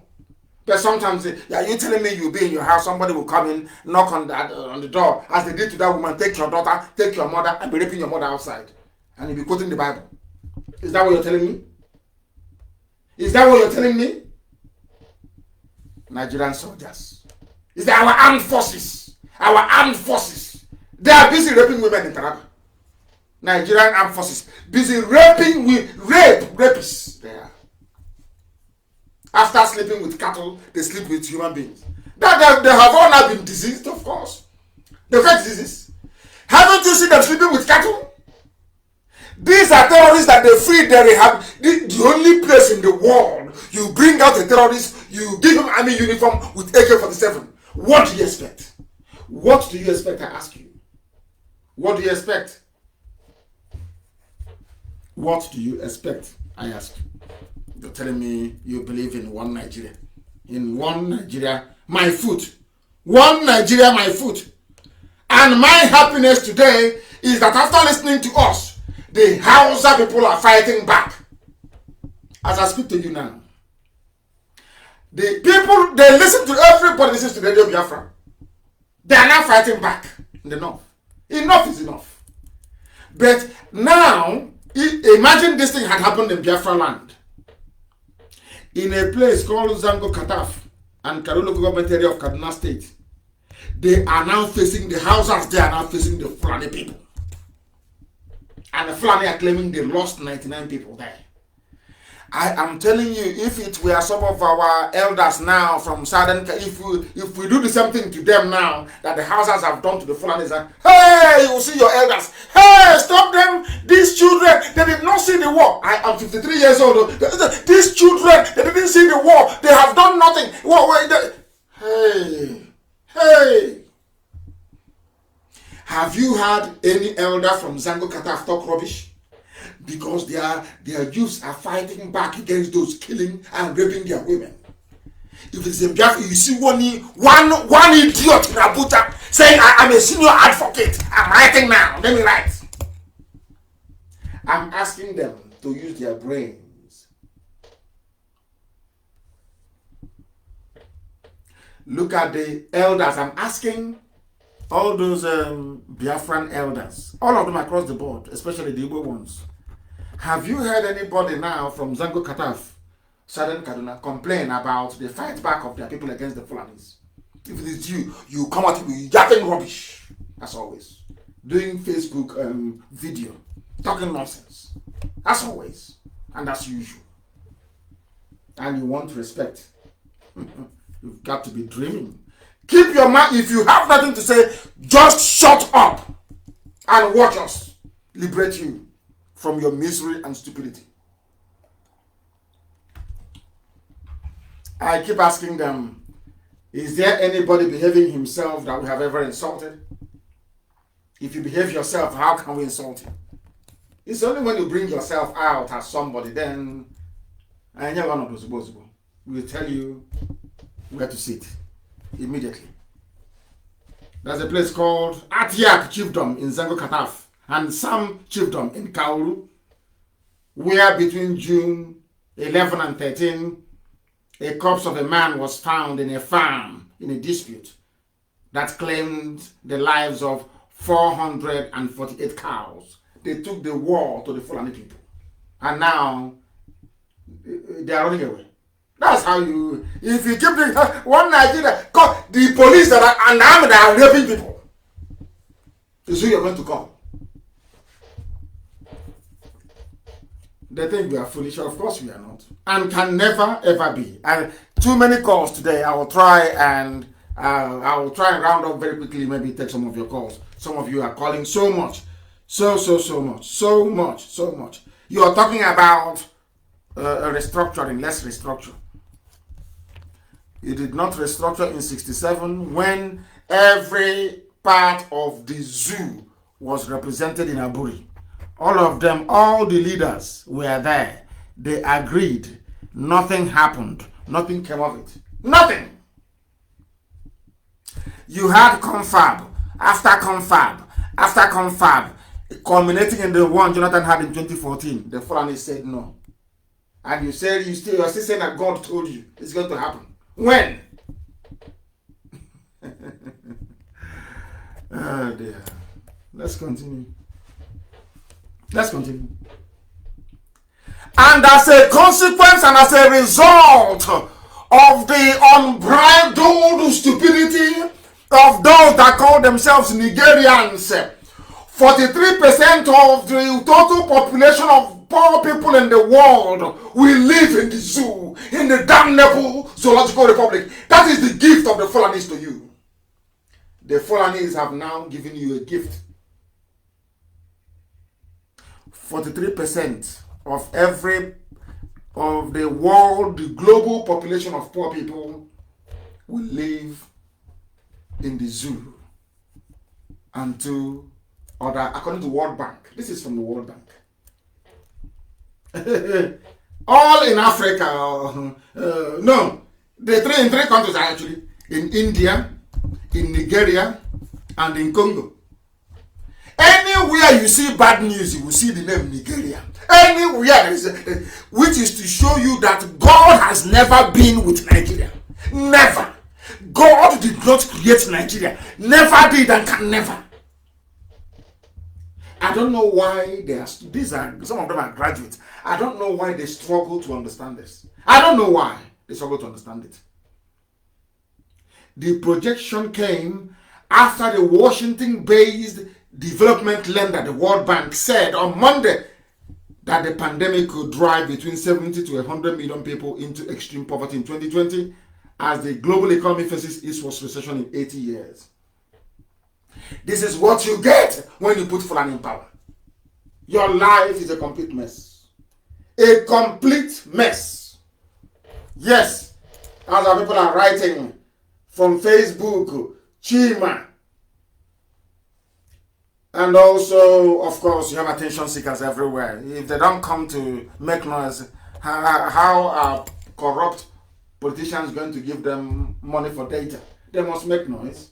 That is who they are. They must make noise. Always, they must make noise. The zoo is going to have their own fair share of poor people all over the world, only in the zoo. Tomorrow they will say, we are Nigerians and we are proud. Very, very sad indeed. Let me try and take people. There are people are calling and calling. I don't know if at all they're paying attention. The caller on the phone, can you hear me? The caller on the phone, he cannot hear, he's not paying attention. The caller on the phone, can you hear me? Yes, I can hear you. Good evening. Good evening to you. What is your name and where are you calling from? Good evening. My name is Henry Nabugu, or Uche Nabugu. I'm calling you from Southeast London. Thank you very much. Please go ahead. Okay. Well, first of all, I'm just so elated tonight, talking to you directly. Mazi Nnamdi Kanu, you've been a very big inspiration, and what you are doing at the moment is what I have always grown up dreaming to do. And but God has called you, and all we have to do is to support you. And if you mark my name, you will find that I've always been supporting you. I'm supporting you, and we're in this battle together. So the least we can do is to keep praying for you, fighting for you the best we can. I'm very happy to talk to you tonight, just to encourage you, to let you know, I know that the Spirit of God is with you. So it's not that I can't do anymore, but just to let you know that you are not alone. We're all behind you. This is what we all want. Thank you. Are you hearing me? Like the world, not just me, the whole world is listening. Over 1 million people are listening. That I know, for conservatively speaking, of course. Please go ahead. I'm very happy talking to you. You're my brother. And, you know, I'm just so overwhelmed that I can get through to you and actually talk to you directly. I'm so happy. And after this, I'll be finding a way to get through to you. There are things that I need to talk to you about, which are not really for, you know, general or public. Try and call back immediately after this very broadcast. You call me back and I will take your call and we shall discuss. Thank you very much, okay, Uche. Thank you for calling. I just say one thing of course you may. Go, please, Basil. Go ahead. Okay. Now, about your guest tonight, your prophetess guest from the U.S. Our prophetess, not just mine. She belongs to all of us. All of us. All right. Our prophetess guest tonight. First of all, I like to, I appreciate you for being such an open-minded person. You have demonstrated tonight, you know, that against what people are saying about you, you are open to diverse opinion. You listen to everyone. You're not just imposing, you know, your beliefs or thoughts, but, you know, you listen to other arguments. Of course. My view is this. That woman, and a lot of people are like that. You know, I'm not trying to discredit anyone, but people kind of like reason something out, have an opinion, and they want to put it on God to give it some weight. Do you understand? No. Is that what you think? Is that what you think she's doing? Well, I am 100% sure about that. See, in the Bible, God never used any prophetess. There is no woman prophet in the Bible. Read the whole Bible from Genesis to Revelation. You will not find one. What they will tell you when you ask them is that, oh, what about Deborah? Deborah was a judge, not a prophet. And when God appointed Deborah as a judge over Israel, he said to them that it was as a punishment to the men of Israel who were disobedient to him, so that you know that it wasn't really in God's plan that a woman should be a prophet. Do you understand? Yeah, I'm listening to you. I'm not a theologian, so I'm not an expert in that very field. Okay. But I'm willing to learn from you, please. Teach me. I want to learn. Without prejudice to our prophetess guest tonight, a lot of religious jobbers, that's what I call them, they are jobbers, right? Would, you know, reason out something or think of something, think an alternative to Biafra, which they are scared of. I know these people very well, believe me.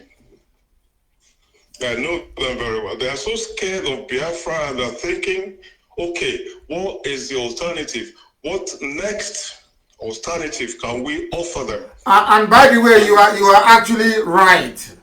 You're actually right. The prophetess was a title that was given in recognition, not that the Bible, because it is actually in parentheses. So not that you have somebody called a prophetess. Nobody was called a prophetess. I've seen it now. Nobody was called. It's just a term of endearment. There is no such thing. I can tell you that. They have all these followers and all that because our people, or should we say their people, are just such people who are always looking for the easy way out of everything.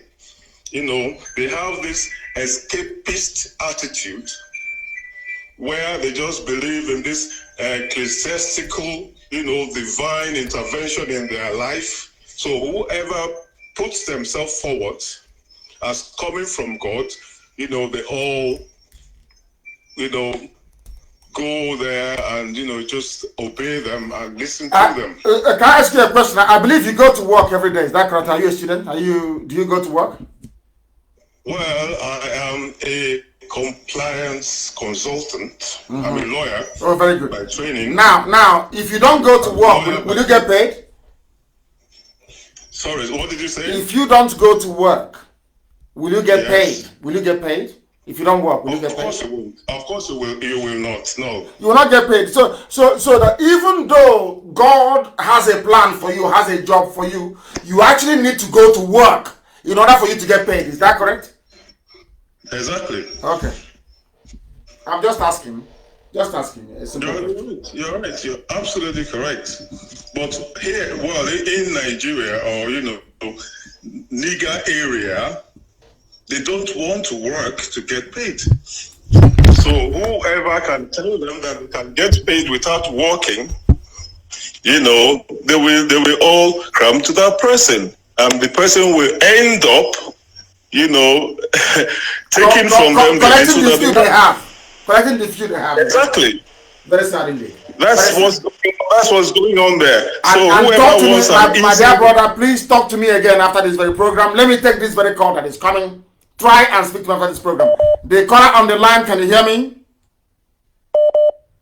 He is not paying attention. The caller on the line, can you hear me? For the last time, can you hear me? No, they're not paying attention. The caller on the line, can you hear me, please? The caller on the phone is not paying attention. The next caller, can you hear me? Hello. Yes, please, your name and where you're calling from? My name is Obinna. I'm calling from London. Hey, you people have woken up in the UK all of a sudden. Please go ahead, Obinna. The word is Nnamdi, I'm very proud of you, because I'm from Umuahia. Oh, wonderful. A blessed land. Wonderful. Thank you very much. Yes. I'm very proud of you. And just in continuation to what the earlier caller said, that woman has Rasputin spirit. They always go. Please take it easy on her, please. I happen to I don't know. She came and she spoke very well. So I do have this. The Rasputin spirit I'm referring to is those who go to the Tsar. Always they have something from God. And that shouldn't be the case. What we are pursuing is logical, is straightforward, is 1 + 1 is 2. Yes. That is what we are looking at. It's not what God is going to do. God is not going to miraculously. Freedom is free. But in the history of mankind has fought for freedom at each point. However, it's free. But we must fight. Okay, you're saying that freedom is free, but you still have to fight for it. You still have to fight for it. Even in Cuba, it took 5 years, 5 years plus for them to get a Cuban revolution. You still have to fight for freedom. It's not just free, but you still have to fight to obtain freedom. But let me ask you, let's have this conversation now. Do you think that, let's put it this way, so anything designed to kind of, do you believe that even within the present condition of the zoo, that any devolution of power is some kind of freedom fighting as well? Do you believe in that? No. Even restructuring? No. It is not? No, it would never work. Okay, go ahead. Restructuring will never work. Restructuring is not the path of freedom that will liberate Nigeria. Everyone got to go back to their region, to their villages, to their hamlets, to build from the bottom up. Oh, okay. If in the future, if people decide by way of enlightenment and attainment, if people decide to join together, let them decide in the future. But at the current moment, freedom means total freedom. So it is a focus we ought to have. And your broadcast, I always rush, whatever I'm doing, to listen to it. We got to be focused to freedom. And it's not just, I have a lot of people from Oduduwa, very important men in England. When I speak to them, what they said to me, what Nnamdi has been saying is absolutely true. Whatever Nnamdi says is correct. In fact, we are making more inroads within Oduduwa and other, even the houses, than we are making. It's like we are becoming a bit stagnant within the Biafran region, but the message is getting deeper and deeper in Oduduwa, in the north, and even in Ghana, Ghanaians, people are opening their eyes. So keep to what you're doing. That is the right track. We can never lose focus. The zoo is shaking. It's rocking, isn't it? It is vibrating. It is rocking. It is rocking because the seed is growing. It is rocking. It's shaking. So we can never lose focus. People who want one Nigeria, when everything is set and done, they can go back to wherever they want. But you're comfortable in England. Why would somebody as comfortable as you are in England be concerned about freedom back in Biafra land? Why? Why don't you just give up and say, like those in some of them in Abuja and Lagos, and say, to hell with it, I'm in England? Because my homeland is Biafra. That is where my ancestors were born. That is my homeland. And the freedom of my people, the freedom to go to their farmlands, the ancient farmlands, to go to, in my dialect, they call it go to Uhu and go to ancient home. It is something that is our right, and we can never lose sight of that. England, my children and my grandchildren are not English. As much as they were born here, they are raised here, but still there is a place called Uhu. You should understand what I'm talking about. Of course, yes. Homestead, where you come from, yes. Your roots, where you came from. So that is why we must fight for Biafra to come to pass. Thank you very much, my dear brother. I am very grateful. Thank you very, very much for that. The caller on the line, can you hear me now? Somebody's on the line, they don't speak. Can you hear me? +7. Can you hear me? Not serious. The caller on the line, can you hear me? Yes, good evening, I can hear you. Mr. Mazi Nnamdi Kanu. Thank you. Please raise your voice. Come away from your system and raise your voice, please. Your name and where you're calling from. Okay, my name is Isioma Emmanuel Ejimadu Anele. I am from Imo State. Hello? I'm listening to you. The world is listening. Please go ahead. We are all listening to you. Hello? Go ahead. Yes, I've been trying to reach you. Even the other day I tried to call in, but I couldn't get you because there's a lot of callers. I'm calling today just to make a point on what the prophetess said. I listened very carefully to what she said. First of all, sorry to take you back. I live in France, in Pau. So I am a singer-songwriter. I sing in a church, and I see a lot of people who call themselves prophetess here. And most of these people, they are Yorubas and all that. What she said, she might be correct on her own part, but I want to clarify something. There is nothing like prophetess, even in my Bible. Are you serious? Yes. But how about this very part in Exodus, where it says, and Miriam prophesied, and Miriam prophesied. Is that a different translation? Is it a translation, yes. Or is it called a translation? That's a different translation. Miriam prophesies, like you can prophesy to yourself. what you want. Like you can prophesize, I want this, I want this. That's not a prophetess thing. Miriam prophesies. It's a different translation. Now, this woman that have come to say these things, all we want is Biafra. We want Biafra to come. We don't want restructuring or one Nigeria. These things she saw is at the past. I will put it on her that she might have seen something from the devil, because devil also give visions. Ew. Devil give bad visions to people of God. Yes. Devil does that, because if it's from God truly, God will send it to people, someone like you who is a freedom fighter. God will send that same vision to the Nigerian government, who are the bad people. God will send that vision to someone, or maybe to Aisha Buhari, so that he will open their eyes and see if he will tell them that this is what I want, this is what should have been, this is what But they have seen it, my dear sister. They have seen the vision. They have seen that vision is division. The vision they are seeing is division. And that's what they're running from.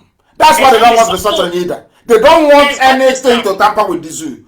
They are seeing the vision, and that vision is division. Go ahead, please. Exactly, sir. So that woman, to me, I think is wrong. What she saw was not the correct thing. What she should be seeing now, that's why I made the comment, she should go back and pray and ask God to show her correctly what she saw, because that is not the real thing. What she should be seeing now is Biafran freedom and how Nigeria is going to be destroyed. Because God is at the edge, that because God he has turned back on Nigeria already. Because I see it also in my visions also.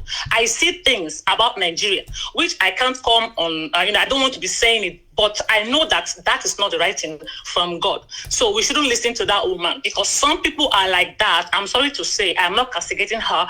Some people are like that. They all use charms and juju to do all this prophetess thing, and, just to get money from people, to prophesize to you, they'll tell you this, you become this. That is all a lie.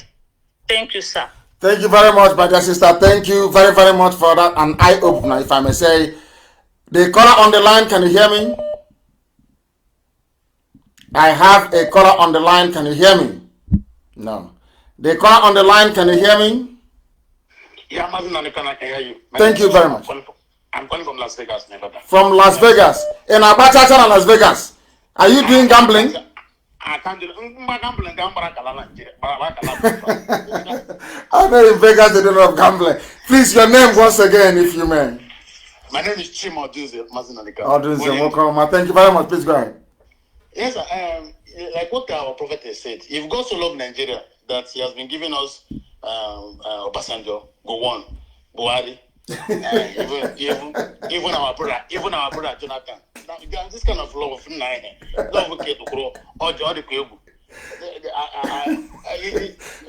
are making me laugh, honestly. This Biafra we are fighting for, two major type of people are most threatened. One, our political leaders, two, our religious leaders. No matter the front they come with, no matter the name they come with, prophetess or bishop or his royal highness or his holy of holies, whatever thing they come with, they are threatened because of they have laid so much foundation on. They've been ripping off. Our political leaders have been ripping off. We will cry to them. They will take the little ones we have in the name of tithe and seed and offering. So they are most threatened. Now people talking about restructuring because of I commented on Mazi post today. They've been talking about because of this restructuring they killed 5 million Biafrans, Igbos in 1967. Yes. 2020. Yes. 2020, they're still talking about restructuring. Then I asked them after how many years? After how many years? After how many years? 50 after 53 years. 53 years. After death, after killing 5 million people, confab after confab, constitutional conference, everything, even 2014 here, only yesterday. Yet he hasn't come. And yet God wants to still give us the same thing. I don't understand.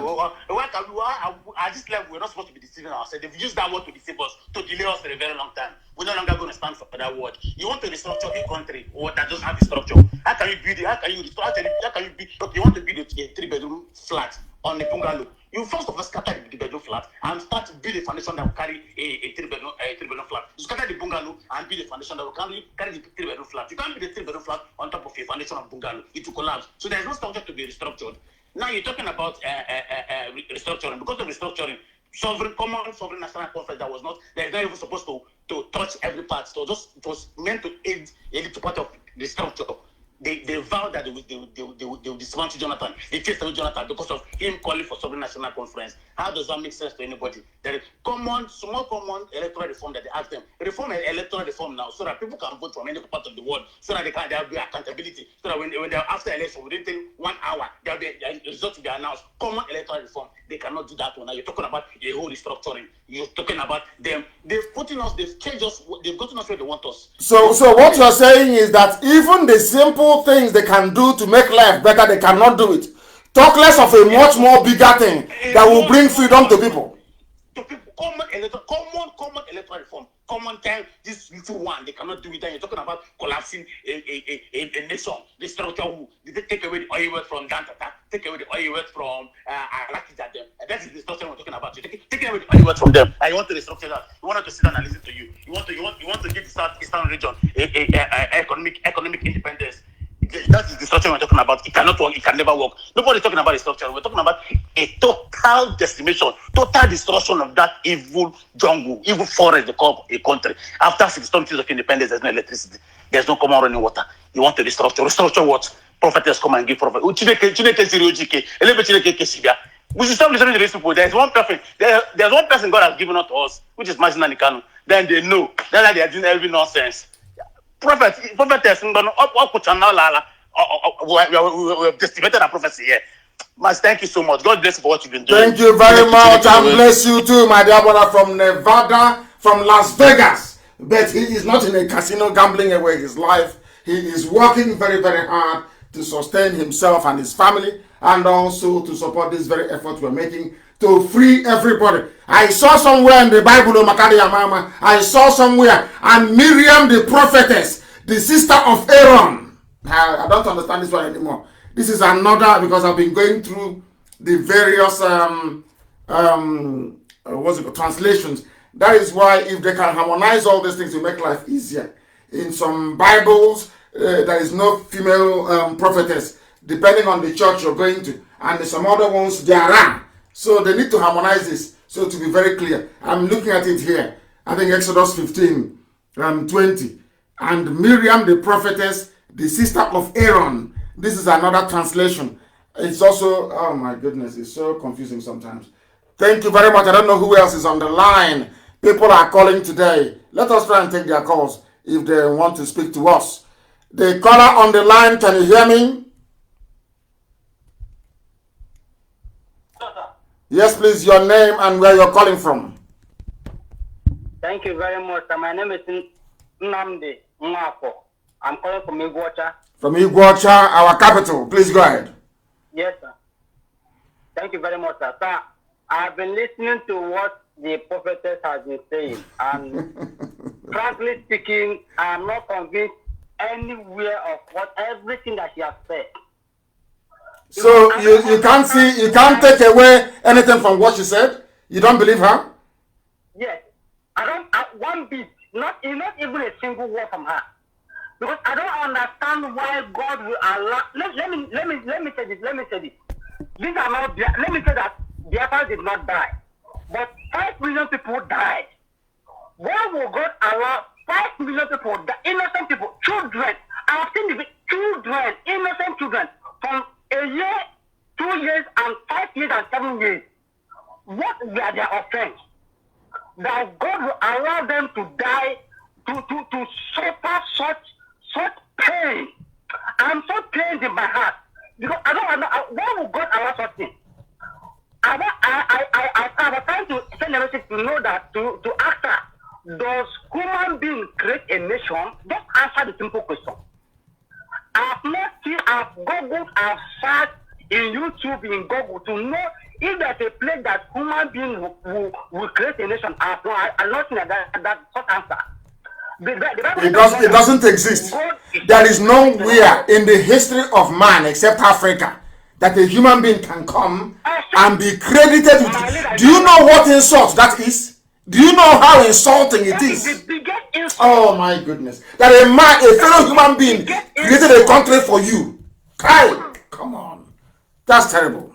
I was so ashamed for her to even speak of such. Because I don't understand in a place where in Africa we exalt insult. We exalt it in a way that as if God how can I be bearing a name that a prostitute, a concubine, not even a wife, but a concubine of a murderer will give me, and I can never accept such. I can never ever accept such. I don't know how to comprehend this. I've researched after all of it. I've researched everywhere, but I don't see where a human being can create a nation. Now he's telling us that we should allow the God to our God, not my own God, not Elohim, to take care of every other saboteur.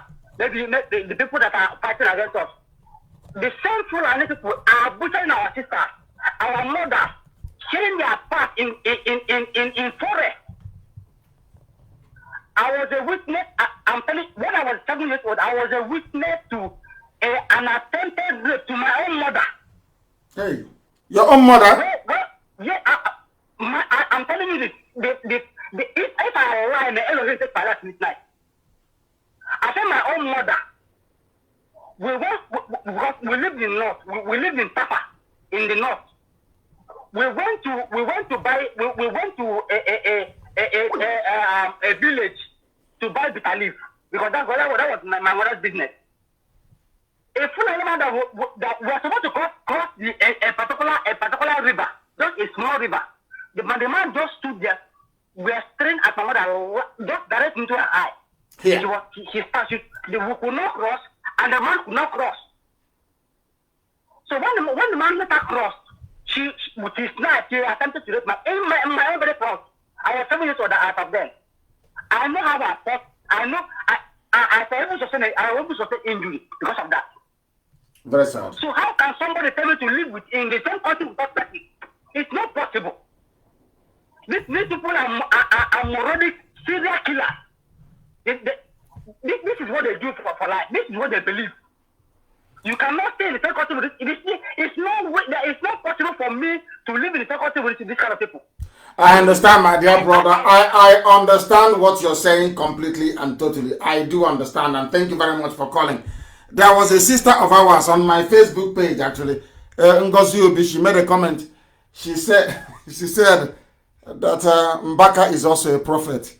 He predicted that things will be good with the coming of Buhari. Hey, God. People are me.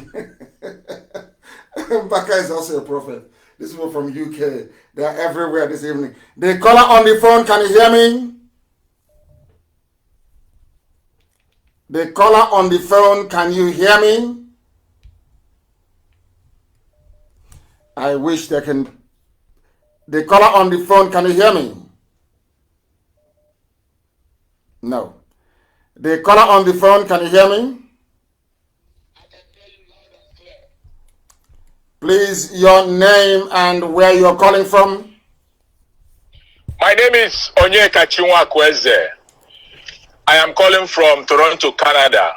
Thank you. Please go ahead. Mazi, my able leader, I will start today by saying a word of prayer first for you.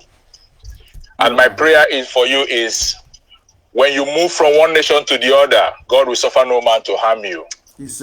Every door that you knock that will be productive in the coming of Biafra will open wide for you. Now, I want to say just two things for the sake of time.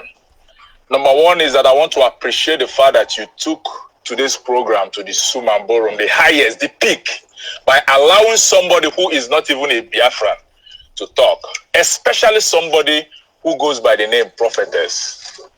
It goes a long way to demonstrate the fact that we in IPOB are very democratic in nature and we welcome opinions, especially when they are very constructive. Of course.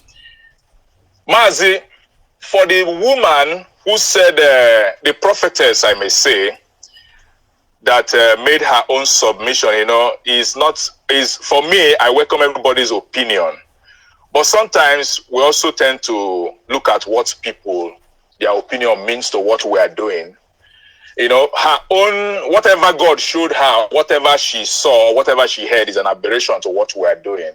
And personally, I don't welcome it. Because somebody wrote succinctly and said, what God revealed to People's General, Demego Ojukwu, as far back as 1967 is what the prophetess is saying in 2020. Wow. My visionary leader, this is a belated vision, because the Biafra of 1967 can never be the same as the Biafra of 2020. Rather, it is a bitter reminder of the irreconcilable mistake of the zoological leaders. We are many years ahead of the enemies. So forward ever and backward never. We will never go back. Amazing. This thing was written by Kazi Azubike. Wow. And my last... Hey, where are you? Don't tell me this line has crashed again. Has it? Hello? I think it has. It has crashed again. It crashed before. I can hear you, my leader. Oh, go ahead. Please go ahead. Go ahead. Yes. Go ahead, please. Yes. My last submission is, please, today's program is an unusual one, because the kind of contributions I've heard today, I've not only learned from you, I've learned from many contributors. Me too. I've learned from all of you. Even the last one you said. Remember, our brother here said, you cannot have restructuring where there is no structure. I'm in love with that quote. Oh my goodness, it's beautiful. Please, Mazi, please, use this platform to appeal to our people, not to only wait until you come on. We have various radio stations that they can call and educate us. The two people that spoke from London, they are very seasoned professionals. Yes. You know, every other person that has spoken have spoken very well. We need them to come to our radio, the USA radio, the South Africa, the Biafra land, and talk to our people. This platform is a citadel of learning. Please, Mazi, may Chukwu continue to bless you. Whenever you speak, may you speak wisdom to us. And when we hear, may we not be only hearers, but also doers of the word. Thank you, and God bless you. Hey, Mwachineke, he said, thank you very, very much. Thank you very much for that. The quality of callers we are having today is just amazing. Absolutely amazing. It's unbelievable. You cannot have... Please, can somebody post this on my page, please? I don't know his name. Oh, I wish I knew his name. Just say from a caller, you cannot have restructuring where there is no structure. Does Nigeria have any structure? I don't think so. I do not think so at all. Don't tell me this phone has crashed. This is absolutely pathetic. Absolutely pathetic. It keeps crashing. I don't want to do bad market for them. For iPhone, but they're not doing very well. The caller on the phone, can you hear me?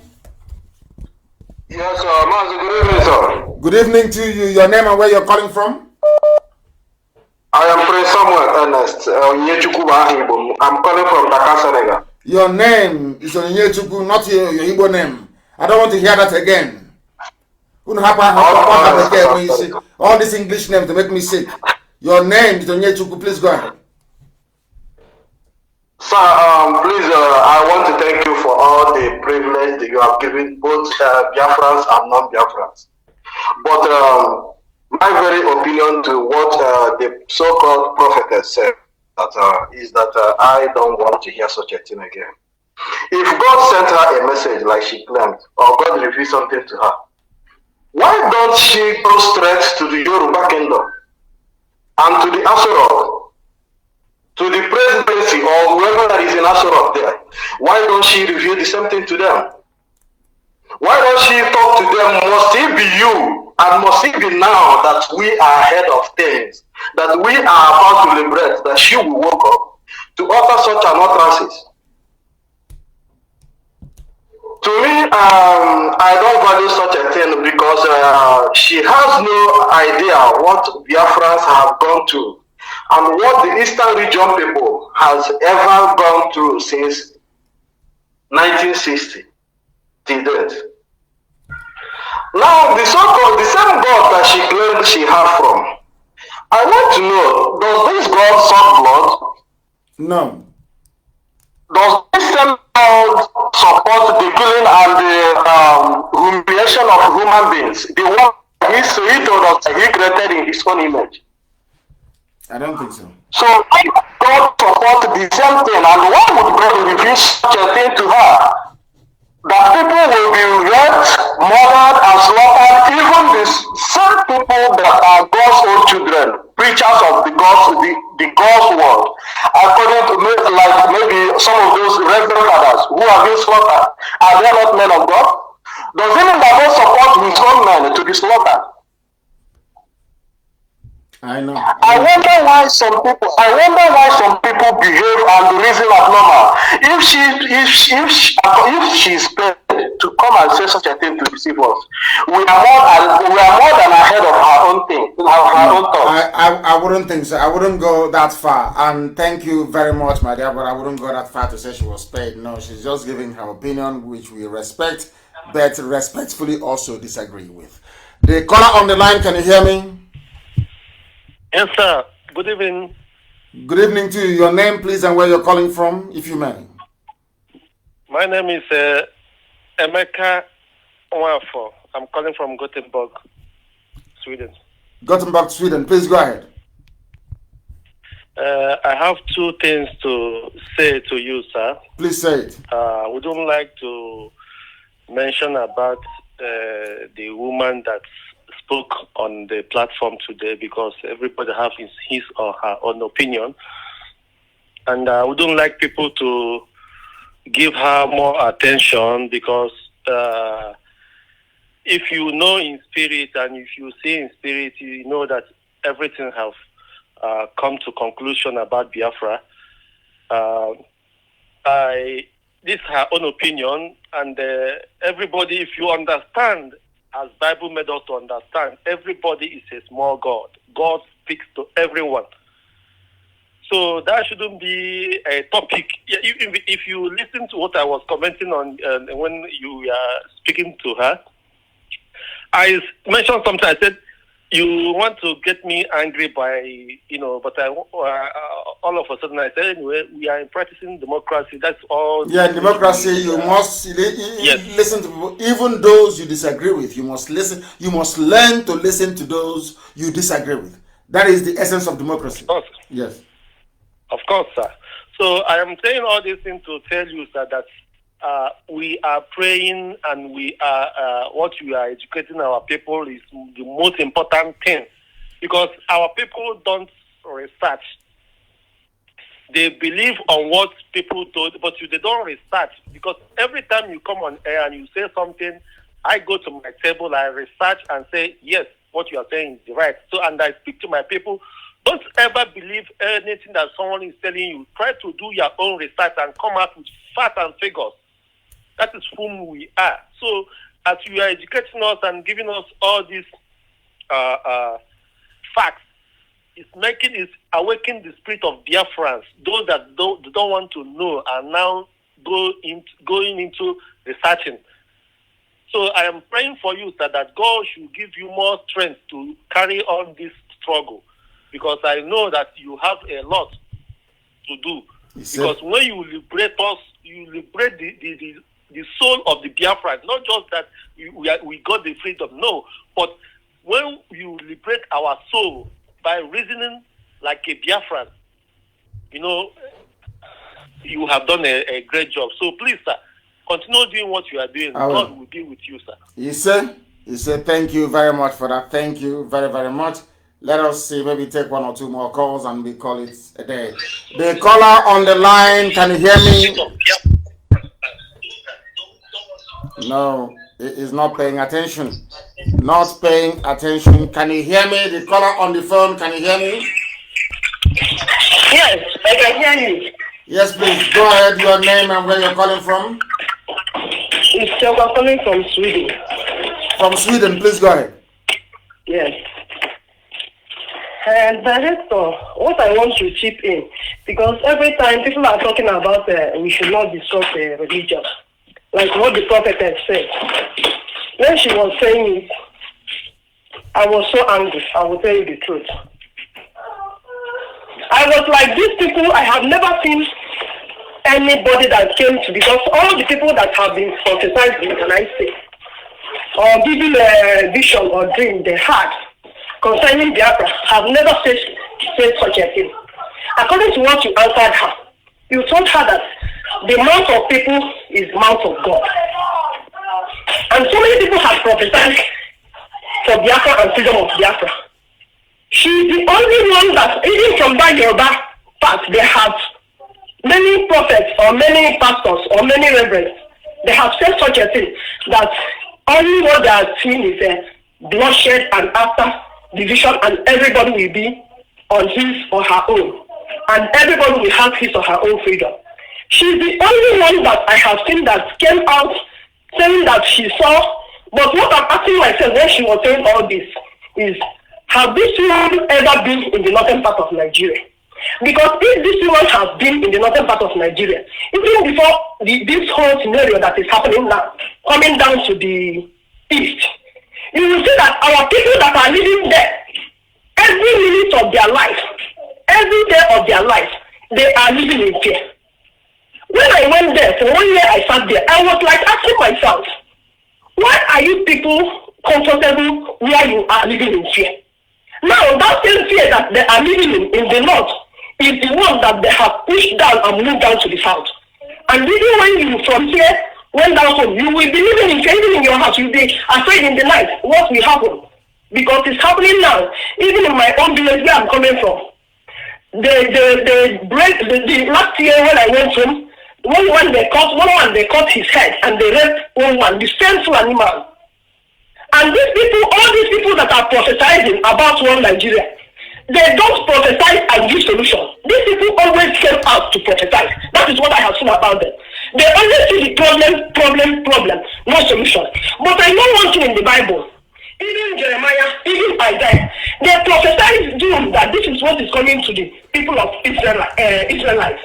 That if they don't repent, that is the solution. Repent and seek the face of God, and this will happen, and everything will be normal. But all these prophets that are going about, when we say don't talk about Christianity, don't talk about religion, we will talk about it.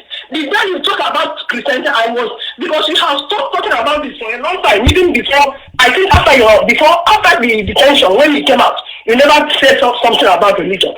And I need you to emphasize about it, because our people are now using religion to do people. Because as far as I'm concerned, this one is not seeing Chukwu Kadiama. The person that talks to him is not Chukwu Kadiama. It's another God. We don't know the God, because any God can talk to you and you will come out and tell us. So many people have prophesied out of 90%, and 10% was out of 100%. And 10% was telling us that God told them that there will be not one Nigeria. Then who are we going to follow? Well, then it's all the 90% that told us the truth. Because we know that the majority didn't carry the vote. We know that the mouth of God is mouth of man.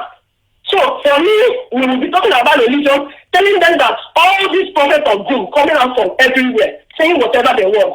We know that what we always save us in that country is freedom, and nothing but freedom for every nation under that country. Thank you. Thank you very much. Once again, I have learned something else from you, my dear sister. All our callers this evening are just superb. What she said is very simple.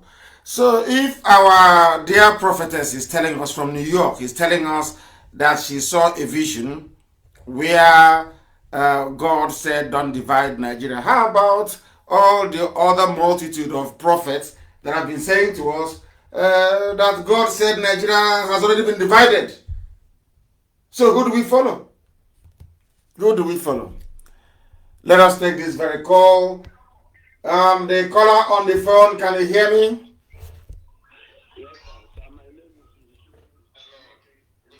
Izuchukwu, stay where you are. Izuchukwu, stay where you are. Let us take the caller on. Is this Sonny? Is that correct? Please go ahead. Where are you calling from? I'm calling from Senegal. Please go ahead. I'm from Amandoba. Amandoba, beautiful name, beautiful place, wonderful people. Go ahead, please. I'm calling about the prophecy of the woman, of the lady. Hey, according to Simon Ekpa, there is one lady from Oduduwa. She got herself a pastor. she's in support of disintegration of Nigeria. Let Biafra go, let Fulani go, and let the Middle Belt go. And she said, whoever that supports one Nigeria, he or she is a demon. Did somebody say that? Did a prophet say that? Yes. Yes, a pastor. Oh, okay. She called herself a pastor. She said that anytime that she preached against what is going on in Nigeria, so many pastors, so many of them used to tell her to stop, but she cannot stop. She is going to say the truth. That's nothing but the truth. That she's not after the offering or the private jet or whatsoever. Many pastors, they're having a private jet, which is very, very bad. And my complaint again, many hospitals in Nigeria, the federal government used to give them 200,000. Now, wait where you are. Stay. Wait where you are. Let us take this call. Stay. Remember where you are, please. The caller on the phone. Can you hear me? Yes, I can hear you, sir. Live and direct. And please, what is your name and where are you calling from, if I may ask you? I'm calling from United States of America, Texas, precisely. And I'm from Mbise, Adam Bise 1 of Mbise, Florence, Dedibet. Thank you very much. Please go ahead. We are in support of you. Gali, we're not shaking. We are praying for you. Thank you. Everybody, all my family, we are here watching you live. Thank you. Don't mind any false prophetess. Well, God is our witness. What they are doing in Igbo land, in Biafra land, especially because they have been cheating us a lot. All that woman, that woman is talking shows that she doesn't have clue of what is happening in Nigeria. She doesn't. Because if she sees that Fulani people have been killing us, doing all manner of things, all parasitas, all government offices are owned by so-called Fulanis. She will not say that. Gawali, who I support Wagi, we are with you. Thank you very much. I got it, Jesus. You say? You say? You say? Found oppression against you. Was fall down. We never prosper. In the name of Jesus. You say? You say? Yes. Thank you. God that created all of us. Of course. And everybody knows that those people have been doing so bad, so many things to us. Don't forget about this, our saboteurs. They will.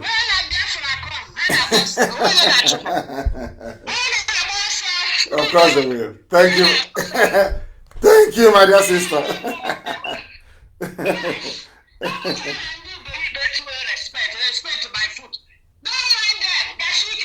Thank you.